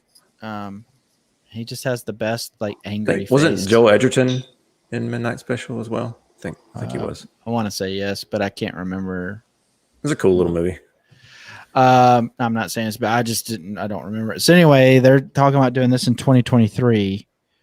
Yeah, March 31st is the date. That was kind of the announcement. After the success of Quiet Place Part 2, they went ahead and dated this one. I think they're gonna do what Hollywood does. They smell success, so they're gonna burn it into the ground. So that's the way I look at it. I don't know. I just run it right into the ground. Kind of like the Cloverfield. So cynical. Well, the Cloverfield deal. I mean, they had such a good idea there, where it was just kind of retroactively just put the movie in that world, and I don't know, man. It's just 10 Cloverfield Lane, such a good movie, but when they tried to force that in there, it was kind of lame. But at the end, but yeah, I don't know. I mean, I don't know. I don't want to say too much because I'll give away my thoughts on Quiet Place 2. I'm sure they're all positive. Maybe. Are you guys wanting to see a spinoff, or do you want to just stick with the Quiet Place world, or do you care? What? I hold my opinion to myself until I see the second one. I want to see where they go with it. I think it depends on what the approach is for a spinoff. I don't think just focusing on a different family would be too different to warrant that as a spinoff. But if it's something like a different, like it has some, that it's not like maybe it's just a different type of movie in general. Could be like cool. a Cloverfield, where you can, like 10 Cloverfield Lane, you can kind of see the things happening off in the distance that were happening in Cloverfield. Yeah, I mean 10 Cloverfield Lane was such a different approach for that universe, even though it wasn't, initially, it wasn't created as a Cloverfield movie, but it seems like this is from the ground up being created to exist in this universe. So, knowing how the beginning of Quiet Place 2 starts, there's stuff to be mined. I'll just say that, depending on what the approach is. So I'm not going to just because it's I see the red flags as far as them maybe just mining this thing to death, just for money, which could be the case. But with Jeff Nichols attached, and it depends on who the cast is. I know Krasinski is involved. I believe it said that Krasinski is in on the writing phase of it. But He's producing. He's producing. So here's the thing. We'll see. The only thing I'm going to say is they're saying that they're going to give them a break and they're going to put this out in 2023. The stars of the Quiet Place 1 and 2. And the only thing I can say without giving anything away is, man, those kids, you can tell they're older. They're not just a couple days older. I mean, the kids they grow like a weed at that time in life, Yeah. But they can pick up with however old they are. That's a lot. I've heard a lot of people criticize that or be like, oh, they're going to grow up. It's but they don't have to pick up right where it leaves off. They can time jump. Yeah, maybe. So hey, whatever. Just get it on the screen. Get everybody's money. Screw it. I don't know. It's not like the Shazam critique where it's like you gotta hit the road because these kids they're supposed to be kids. Like that's the point, you know. Yeah. But with this, I don't see it as a problem. Personally. So, Ryan, no, you've been busy, but did you get your tickets to F9, brah? No, I did not. Brah. Get my tickets to F9. Come on, brah. Not even for the. I'll be dropping that Jurassic World Dominion, yo. Such a douchey thing to say. Get some feathery dinosaurs up in you. Yeah. So up in you. I do. Up in you, I do. So this is the new poster. Yay. I don't think this is. I think it's just this poster doesn't do much for me in terms. I mean, I get it. I get why the poster is the poster, but it's not an exciting poster. But the whole, I know that some more like stuff has come out today as far as like they're going to do some sort of flashback type sequence, which is why they have that image of, I don't know what dinosaur that is. It looks like a velociraptor or something, but with feathers. Because, you know, people have theories that dinosaurs had feathers, and Alan Grant even says that in the first one. So could be cool to see how they do that, how they portray it. Yep. The actual maybe, and to what degree, if it's a flashback or if it's some sort of, I don't know what the approach is, but yeah, maybe. I mean, you know, I'll probably go see this in theaters either way. Who's directing this one? Colin Trevor directed the first Jurassic World. Okay. So, yeah, after Star Wars fell through, I guess he was like, I better go back over there. He did a good job of the first Jurassic World. I mean, I remember. Did y'all watch the Battle at Big Rock, the short that he put out last year? No. Or maybe it was the year before. No. It's pretty good. It's on YouTube. You should watch it. Larry Fong was the DP on it, Ryan. And it's just a little like short with this. It takes place after Fallen Kingdom, with the dinosaurs. Spoilers. Maybe I did Fallen watch Kingdom. this. The dinosaurs are in America essentially.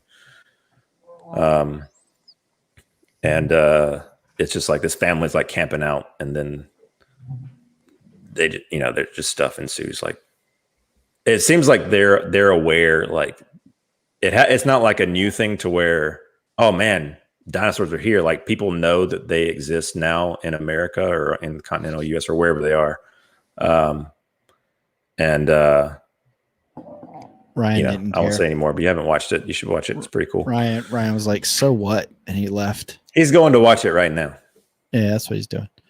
Well, I mean, we got the poster. You mentioned Fast 9. They're showing in the IMAX screenings. They're going to show a 5 minutes teaser. Yeah, I'm gonna be honest with you. You couldn't. I don't know if you could pay me money to go see another Fast and the Furious movie. Could someone pay you to go into the theater to watch the teaser and leave? Yeah. Okay. Well, I say that I don't want them. You remember when people were doing that for episode 1? Yeah. They were paying just to go watch the trailer and then they leave. Yeah. I don't remember what it was, like Meet Joe Black or something that was attached to. I can't remember. And that movie, I think it was, and whatever movie it was, it got a lot of it hit the box office. Like it was pretty heavy. And everybody thought it was like a really good movie. So then they started going to see it for real. Yeah. And it was no bueno. So, yeah, I remember that. Well, let's talk about some other movies, some other trailers that came out this week. No Sudden Move. A movie that I don't know Don if you Cheadle knew that it existed, but I didn't know it was a thing until, was it today or yesterday? Yeah, it was today. Yeah, I didn't know it existed. The cast looks good. Soderbergh directing. It's just got Del Toro, Don Cheadle, Brendan Fraser. Yeah. Dude's huge. John Hamm. Speaking of Brendan Fraser, Um, Ham. who else was in it? Hopper from Stranger Things. Can't think of his name. Yeah, David yeah. Harbour.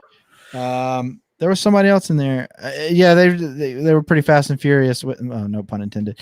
Fast and Furious with the names at the end, and I can't remember them all. I kind of watched it out of the corner of my eye today. I mean, it looks interesting. I'll say that. Yeah. I don't know. Is this supposed? I don't remember. Is this supposed to come out in theaters? No. This I'm is pretty HBO? sure it's an HBO Max original. That's right. That's right. Yeah, I'll probably give it a shot. And then we had The Last Mercenary with Jean-Claude Van Damme. I sent you guys this today, and I was like, this movie's in Franc. this movie started like the trailer started out super serious, and it's in French or something. Mm-hmm. And then it seemed like it might be a irreverent comedy of sorts, or I don't know. I couldn't figure out the tone of it. No, Jean-Claude Van Damme has all these different like wardrobe changes and costumes and things at one point. It's like, I don't know. I mean, it could be. I mean, it's like that show. Remember that show? Jean-Claude Van Johnson. Yeah, that show was great. It was not good, but it was entertaining. You know what I mean? It wasn't like well done or anything, but I hated that show went away, but at the same time, I understood why it went away. Yeah, I'm sure it didn't get a lot of viewership, but it was a cool concept, especially as far as a vehicle for Jean-Claude to like have a resurgence. I thought it was good. It was. If you haven't seen that show, please go out and see it. It's on Prime. Well, it was. I don't know if it's still is. That was that was like Amazon's first foray into original. Like, remember they did pilots and people voted on what would get taken to series, because they did the Zombieland pilot. They did that Kevin Bacon show, right? Like, yeah, I think so. Big Dick or something like that. Yeah, but yeah, I'll be honest with you. I haven't watched too many of their shows. I did watch Too Old to Die Young, which was Nicholas Winding Refn's show. And that show was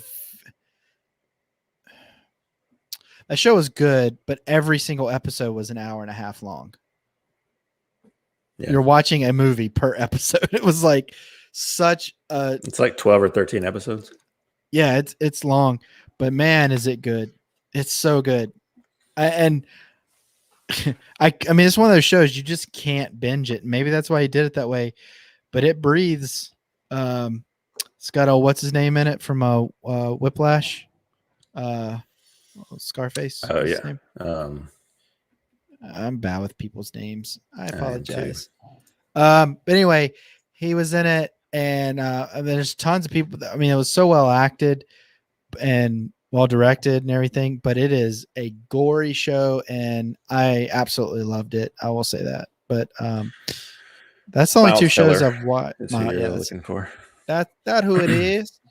So yeah, if anybody wants to watch a really good show, if you don't know who Nicholas Winding Refn is, he did Neon Demon, Drive, and a lot of I think he did Valhalla Rising, if I'm not mistaken. Bronson.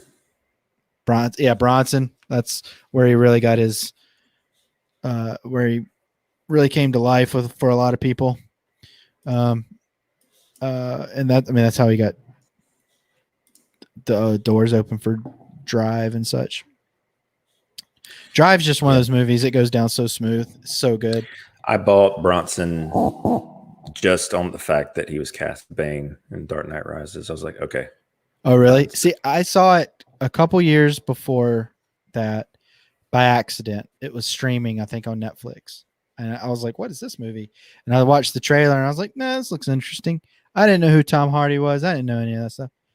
And I mean, that's how far in advance it was. I watched it, and I was like, this movie is fun. This movie's fun. And pretty crazy. Yeah. Yeah. You get to, if you want to see Tom Hardy fully naked, there you go. Because there's some graphic nudity in that movie.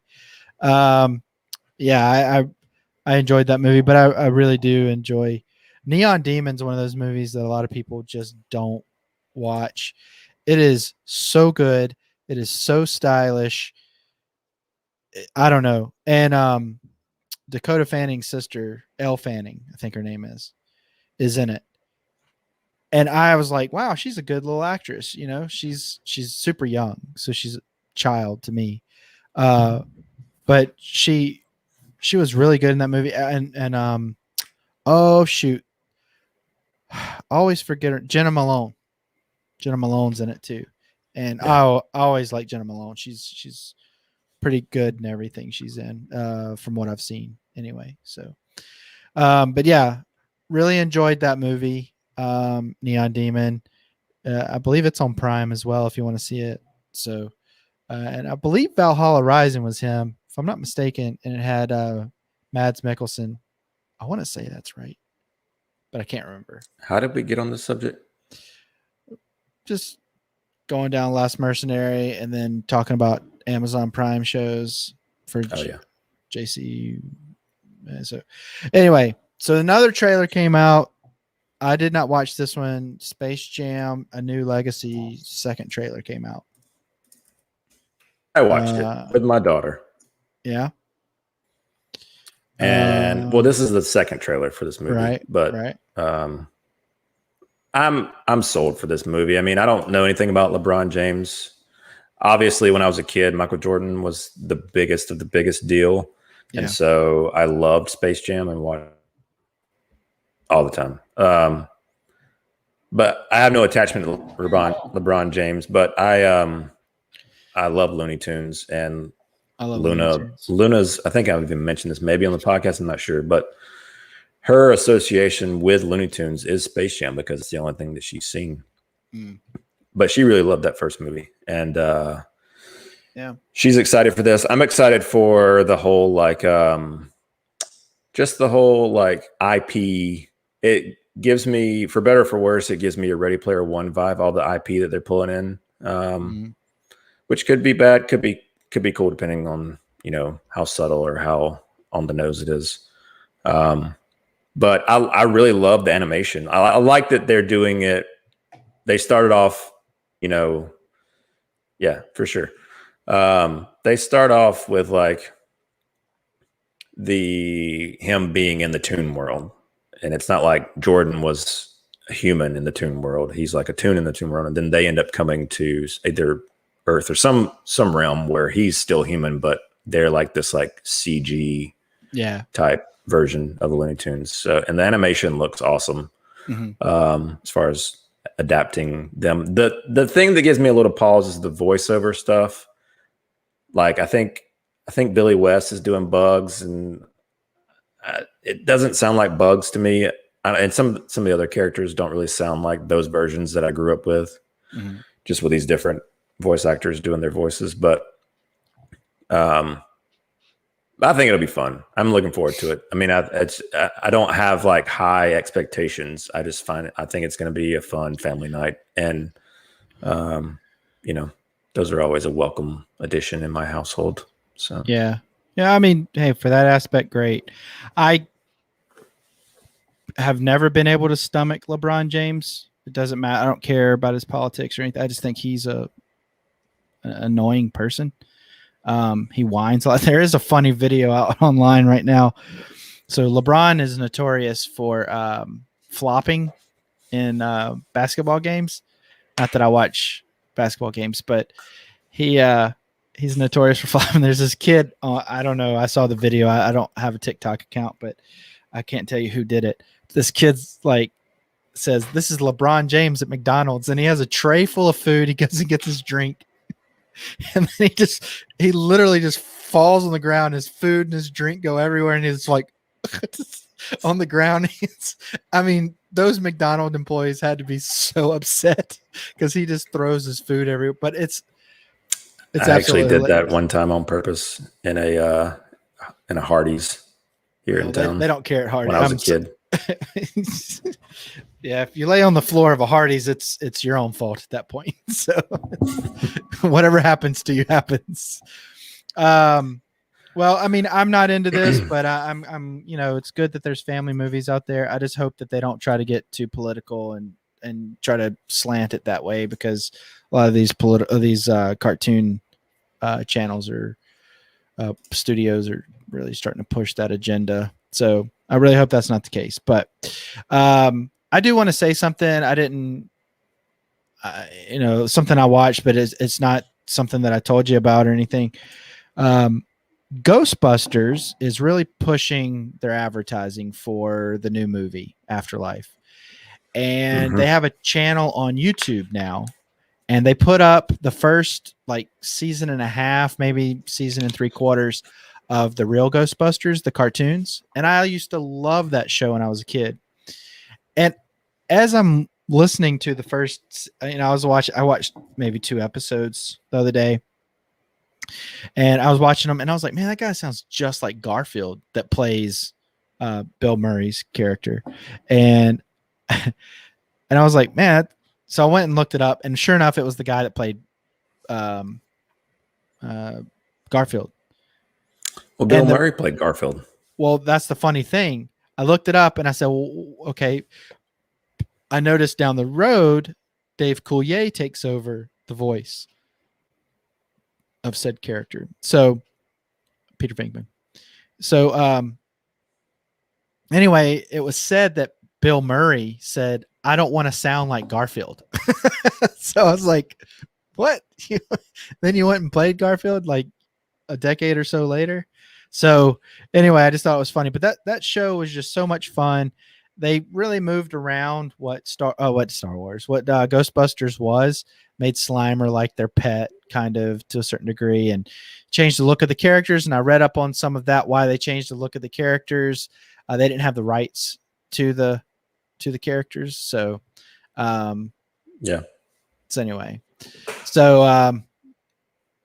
hey everybody, Ryan wants to come back, but he can't. We locked him out, but his phone is messed up or is out of battery. I don't know. So everybody give him some encouragement in the chat. We miss him. This is kind of strange, but anyway, he's still watching. So anyway, so I highly suggest everybody go over there. Now, the thing that was kind of weird on the Ghostbusters, I subscribed, of course, blah, blah, blah. But they are really saying, hey, we're doing it right. We're doing it right, guys. They had a whole thing the other day of Ivan Reitman and Jason Reitman like, yeah, I'm here with my favorite director, my dad, on the set of Afterlife, and I'm like, hey, I just finished that shot. And I look at my dad and he's like, you got it. So it's like, yeah, we'll miss you, Ryan. Well, Nani misses you. Yeah. Speak for yourself, Nani. Yeah, we're having a good conversation now. But no, it's a good little channel that's really to promote, the new movie coming out. It feels like they're trying to do it the right way, have the integrity involved and everything. So, but they are really, really like the other day I was watching that it's like 3 minutes long or whatever. And they had, now all of a sudden they have a National Ghostbusters Day. I didn't know that was a thing. So that's a thing now. So anyway, I really do hope this movie is going to be good, Afterlife, but I have a feeling it's so hard to really meet the expectations of Ghostbusters fans, because that first movie was so good. And then the second one was, to a lot of people that were young back then, I liked it a lot, but a lot of older people back then didn't like it. So, and then that other movie is kind of like y'all's Justice League. That's what Ghostbusters is. 2016 is that when it came out? That's what that is to a lot of Ghostbusters fans. So either way, I've still got the 2 original movies, which I watched Ghostbusters like a week or so ago, and it still goes down so smoothly. Yeah, you can see some of the seams and stuff like that, but it's still freaking hilarious. But check out the Ghostbusters channel, look at all the content, watch the cartoons, see if you like them. It's a real big piece of nostalgia for me. I had all the toys and everything, so pretty excited about it, because I was actually, the weird thing is, I was at Best Buy the other night. I remembered seeing the full series of the real Ghostbusters on DVD. They didn't have Blu-ray. And I was like, I'll buy it. I want to watch it. And I didn't say anything out loud. I didn't search anything. I literally saw it at a Best Buy. And I was going to Best Buy and I was like, oh, I'm at Best Buy. I'll see if they have that real Ghostbusters set. And I walked over there. I didn't say anything out loud. I was by myself, so I'm not like talking to myself. I get home and YouTube has suggested the real Ghostbusters episode like 5 of season 2. And I'm like, all right, this is getting uncanny. This is kind of weird. So anyway, I could go on and on about, I think Neuralink's already a thing. So, well, Brandon, you got anything you want to add before we get out of here? Oh, we got some stuff releasing this week. I guess we should talk about that. That's true. Yeah.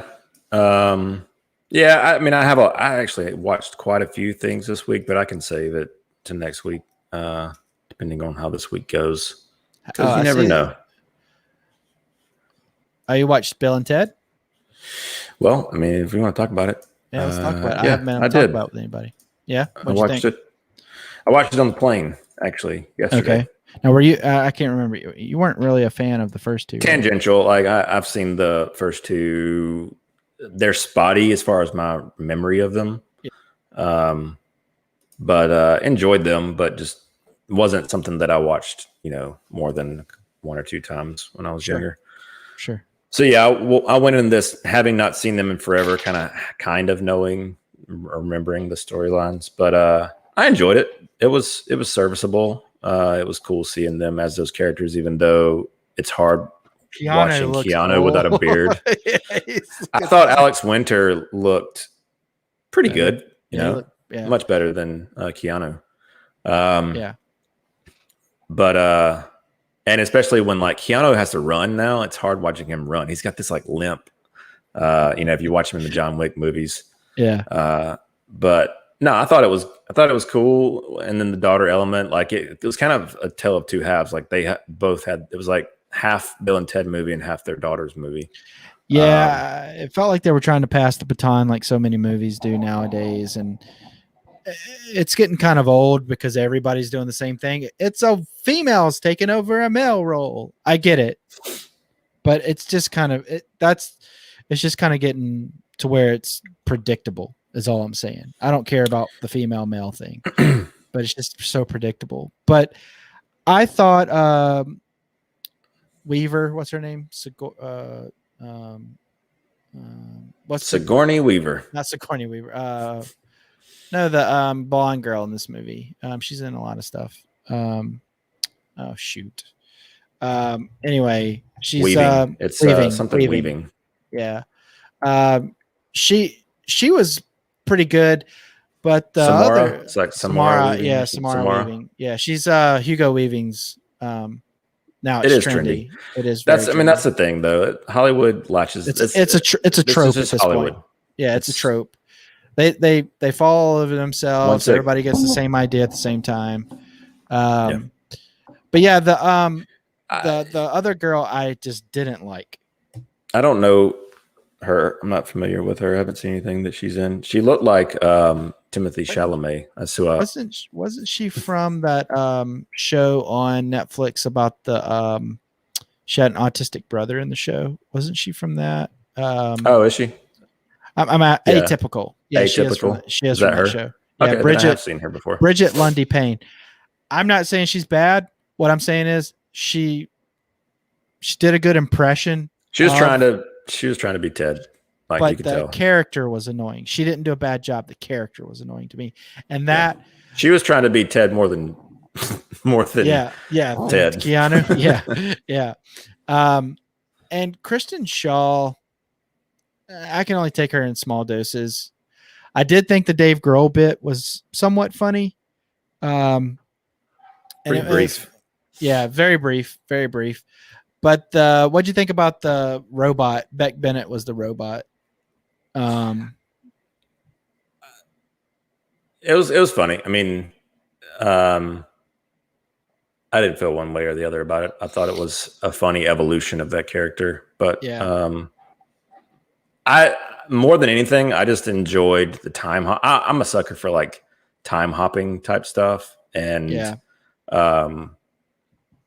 you know, different, you know, alternate realities and just the whole time travel stuff is always it's a fun trope if it's pulled off well enough.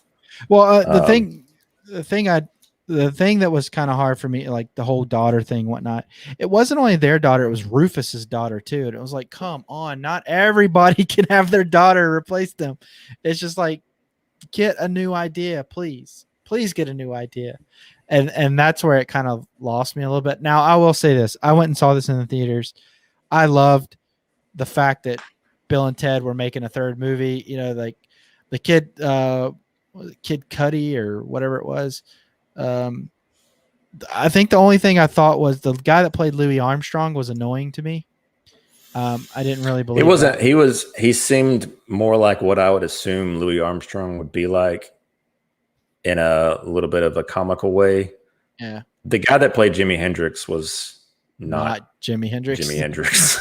Yeah. It's kind of like Andre 3000 playing Jimi Hendrix in a movie without Hendrix music. Smart move, guys.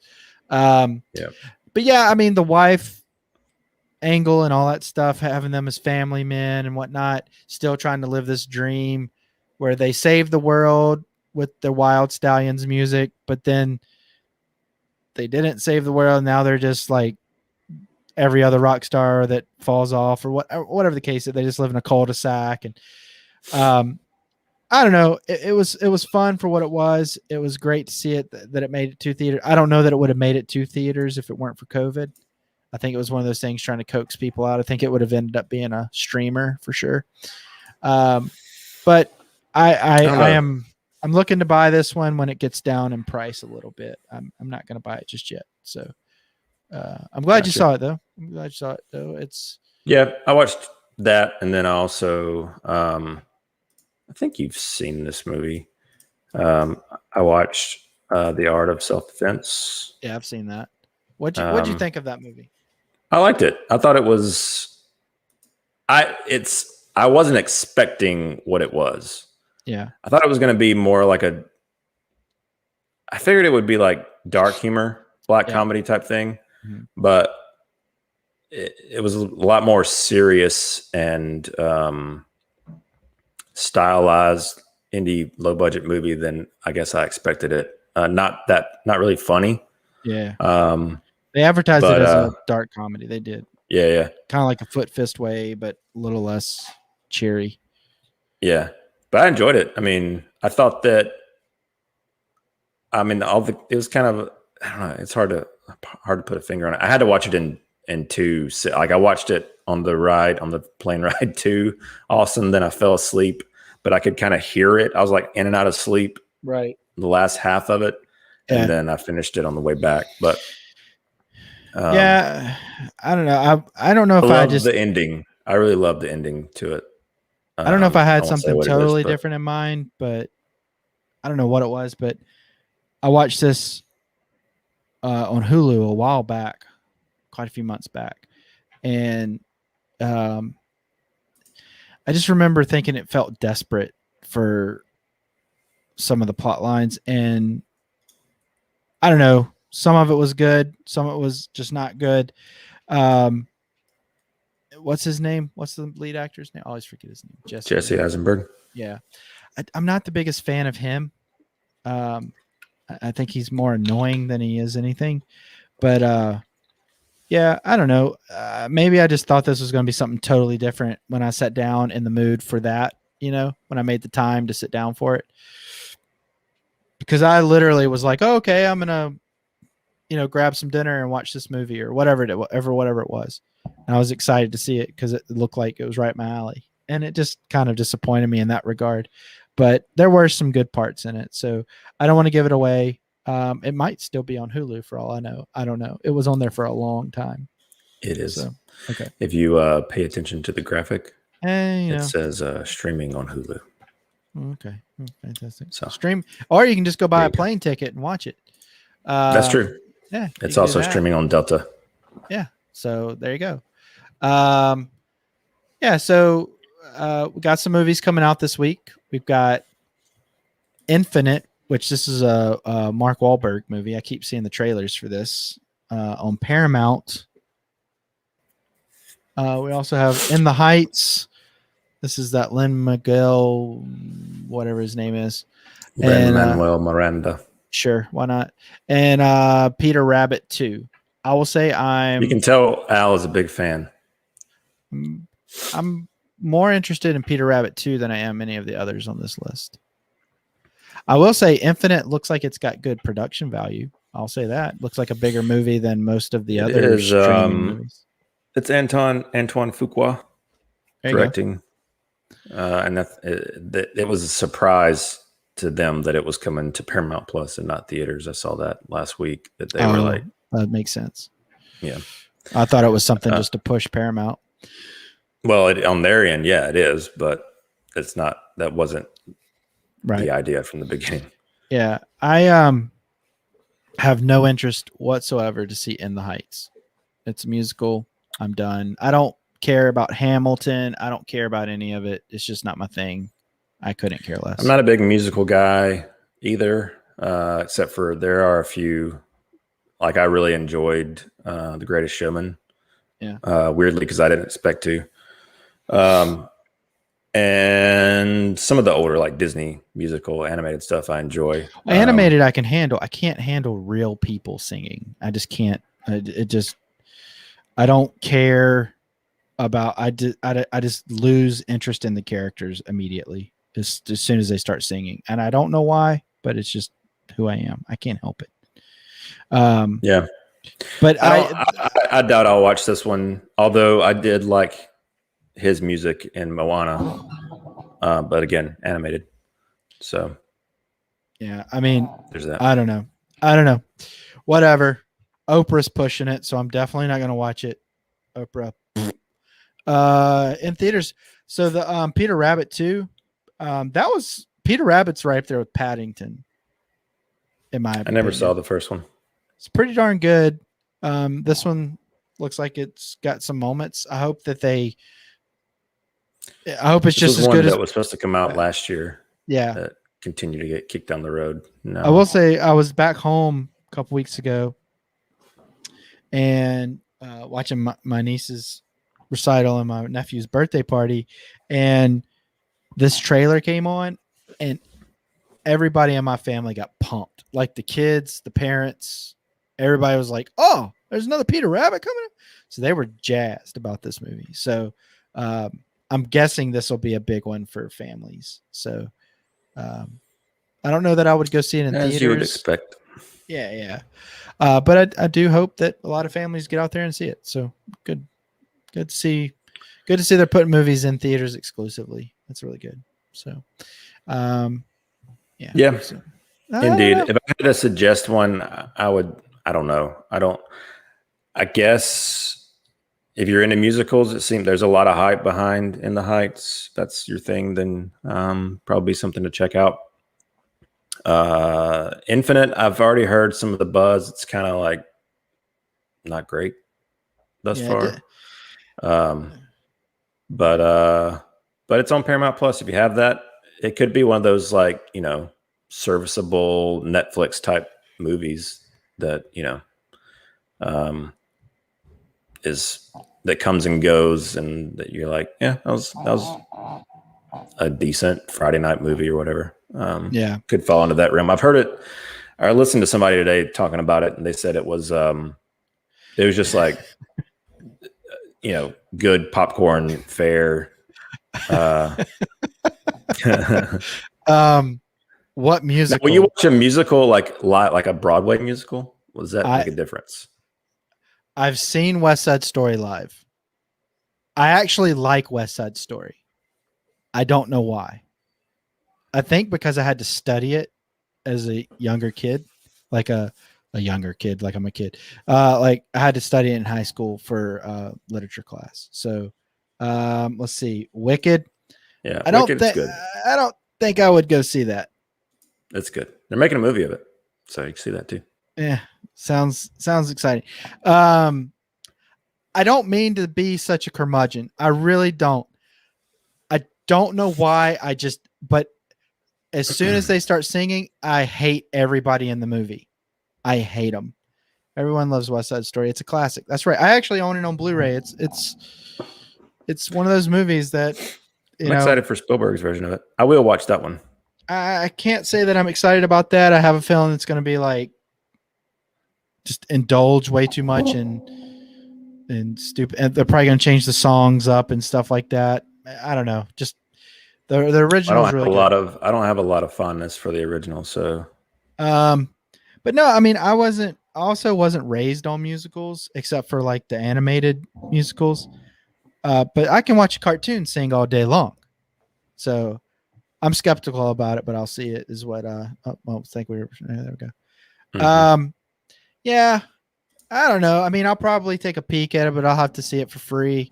I just love, I mean, I have no like stake in the game when it comes to that, but I liked the trailer. I like the cinematography behind it, and I'll watch it for that.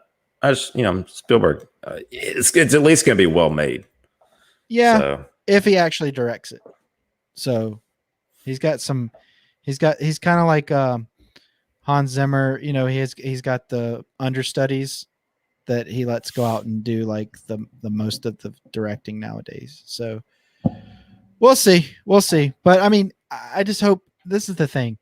If everything becomes musicals and superhero movies, I'm off the show. I have nothing to watch. I'll just keep talking about old movies. But no, I mean, like I said, next month is Criterion sale at Barnes and Noble and on Amazon probably again. So I'm going to be watching a lot of Criterion movies. I won't report them here. I'll report them over on the Criterion Corner. But I mean, so I'm probably going to be pretty melancholy for the next couple weeks. So I might need a musical is what I'm saying. So I don't know. There's quite a few foreign films that I've got lined up. So we'll see. Anyway, well, you enjoy them. Yeah, I'm hoping. I went to a record store when we were in Austin. Yeah. It was one of those like big record stores that used to have like signings and like concerts, like little like the press mega stores. Yeah. And they had a big Criterion section in there. I used to work at a mega store out in LA when I first moved out there, and that's where I met Michael Jackson. Yeah. Waterloo Records was it? I just remember the name. So Waterloo. Nani is from Texas, so maybe she's heard of it. Nice. I like your state, Nani. It's the first time I was in Texas, and you got some good barbecue there. And if you haven't heard, will never be the same for me again, and that sucks. If you've never heard Tim Dillon talk about Austin, moving to Austin, he talks about suing Joe Rogan.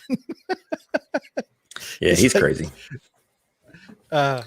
He just talks about how he's like, this town I'm not saying I agree with him. He's doing it for comedies, the sake of comedy. No, I know. So she said we sure do have some good barbecue. I will say this. I used to live in Kansas City. It's pretty good barbecue out there too.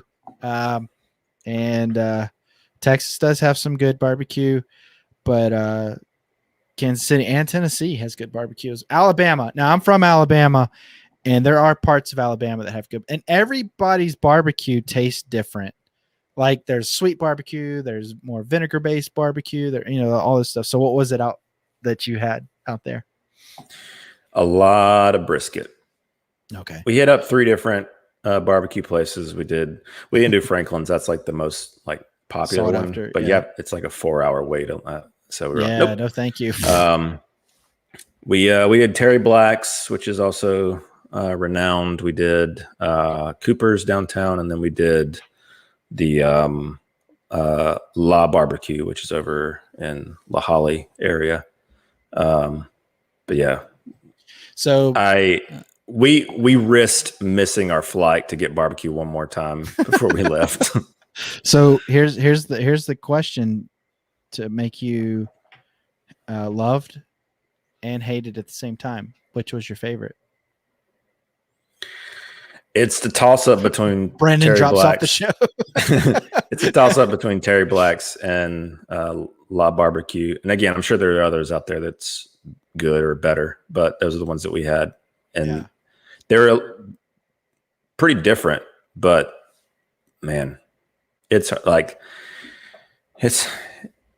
Melissa and I were both like, we got back to Georgia and we were like, man, we're never going to be able to eat barbecue again. It's just not going to compare. Like, I hate as far Georgia.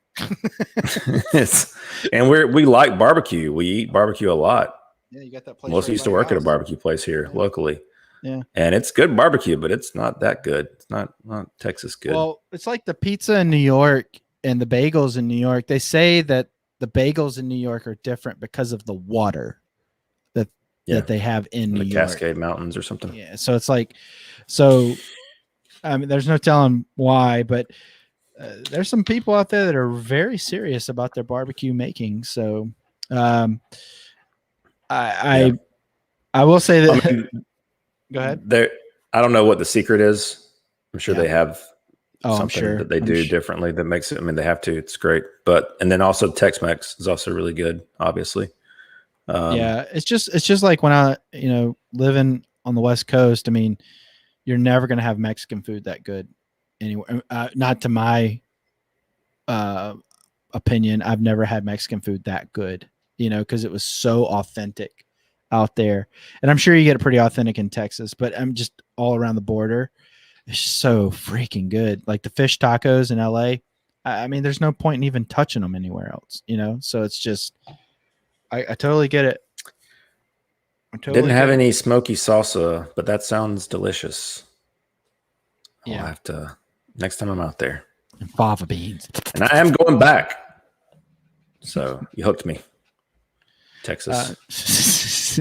Maybe go to a different Alamo next time. We also went, yeah, that's true. Well, we'll try to do that. We also went up to Waco for a day. Set visit. Melissa had to go to Magnolia. You know how it is. Yeah. I remember that picture. She even said this. She was like, "I'm glad I did it. I'll never go. There's no point in ever going back." It's like it was a little disappointing. And we had to go see the Branch Davidian compound remains. So we drove by that just because we were like, "It's here. Let's go check it out." Yeah. So might as well. When in Rome. Did that. Yeah, I mean that's awesome. You guys got to go out there, check it out. It's is it super overpopulated right now? Because it seems like everybody's moving there from California. And I mean, it didn't seem the homeless stuff was an issue for sure. Yeah. Lots of tents. If you listen to Joe Rogan, you probably heard him talk about that. He had the mayor of Austin on a few weeks ago, and they were talking about that. Yeah, it is definitely an issue, but. I got to see a comedy show. Went and saw Eric Griffin at the Creek in the Cave, which is apparently a transport club from New York that they opened in Austin. I heard a rumor that Joe Rogan was there the night before we were there. Rogan and a couple other people. I think maybe Colin. I don't know who all was there, but yeah, I was like, man, because they hyped it up. The opener, the person that was hosting the show, they're like, you guys don't even know what kind of lineup you're in store for. I was like, oh no. I got so excited. Melissa was super excited because Rogan lives there, Segura lives there, Tim Dillon lives there. Like all these comedians are now in Austin and they pop up in these clubs weekly. And so they weren't there though.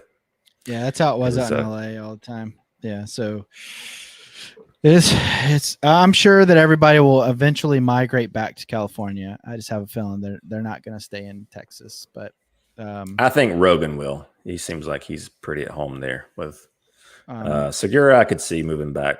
Yeah, and Tim Dillon, he'll be gone next week. Yeah, if you listen to his did you listen to that? His description? I listened to most of it. Oh my gosh, It was hilarious. He's cracking me up, man. He's there's no personality, but he just does it for the sake of comedy. Well, he also is one of those that he doesn't have a family. He likes to struggle. He needs it to be funny. That's what Whitney Cummings was saying. Yeah. And I mean, yeah. So either way, you live in a very congested place like New York City, it's going to make you angry all the time, and it's going to make good comedy, and that's his brand. So yeah, it makes sense. Yeah. Well, Brandon, thanks for telling us about your adventures to Austin. We hate that we lost Ryan on this episode. This is our longest episode, so maybe we learned something tonight. Ryan just pulls the show down. So, there's technology does. Anyway, well, make sure everybody go out there, like us, follow us on all the social media. Got Cape Cast guys over there on Twitter. You got all of us on Twitter and Instagram. You got, we're all everywhere. We also have a Patreon out there. And I tell you what, so I want to challenge everybody. I appreciate everybody that tunes in. Please, next Thursday, please, can we please share the link? Because we put the link out early, say, hey, we're going to be on live or whatever. Share the link with as many people as you possibly can. Put it on your social media. Do whatever you can. This would be a big favor to me. I truly appreciate it. Just share it out. I want to get as many people as we can watching. I'm flattered that anybody watches, but I want to get as many people. I want to get the conversation bigger and bigger and bigger and bigger. And I want us to continuously bring up physical media and movies and everything. We're just excited to be here and talk about movies. In all reality, you're seeing our text messages and phone calls come to life to a certain degree. So let's bring more and more people into it. Everybody that's here, I am not saying that we don't appreciate it at all. Truly, if only one person watched, we would be flattered. But I want to try to. I'm going to challenge everybody. Let's have like live next week. Let's have 30 people watch. Can we get some help with that, please? I really appreciate it. And today it was the two Musketeers. Yes. Our third Musketeer is not here, but he will be back next week. Let's give him a big welcome back with a big crowd so that we hopefully can his internet and his new setup will be done. Yeah. Otherwise, we're just going to burn his house down. So it'll be a good time, and we'll. I've got my lighting down. Nani's on it. Nani's going to post another pic of her in her leggings, and she'll put our link in there, and it'll be all. Tell you what, plenty of people show up. I'll tell you this. Ryan's not here, so we can make all the promises we want. If 100 people watch next week, Ryan will wear some tights online. Speaking for him. Yeah, he's not here. We can do whatever we want to. He's got to do it if 100 people watch next week. So if 100 people watch next week, Ryan will wear tights. I don't know. We have to order them. So. There you go. She's on it. Thank you. She's our street crew, like the old days. Yeah, she's bands used to have street crews. Yeah, man. I appreciate it. Nani, we owe you. I tell you what. Nani, we'll get you a free copy of Suicide Squad on 4K. On 4K, if you pull this off, thank you so much. So if 100 people watch next week, Ryan will wear a pair of CiNEMACHiNE tights. We have to get them, and then. We'll have him sing a song. You guys can vote on what song, and he'll have to do it on our social media so we don't get a strike. So, that's what he gets for dropping off. I'm behind it. Yeah, drop off, and you get your penance. So it works out for us. So anyway, thanks everybody for tuning in. Thanks Brandon for having internet, and everybody keep watching a lot of movies. We will see you all next week on the next CiNEMAChine. Wrong one.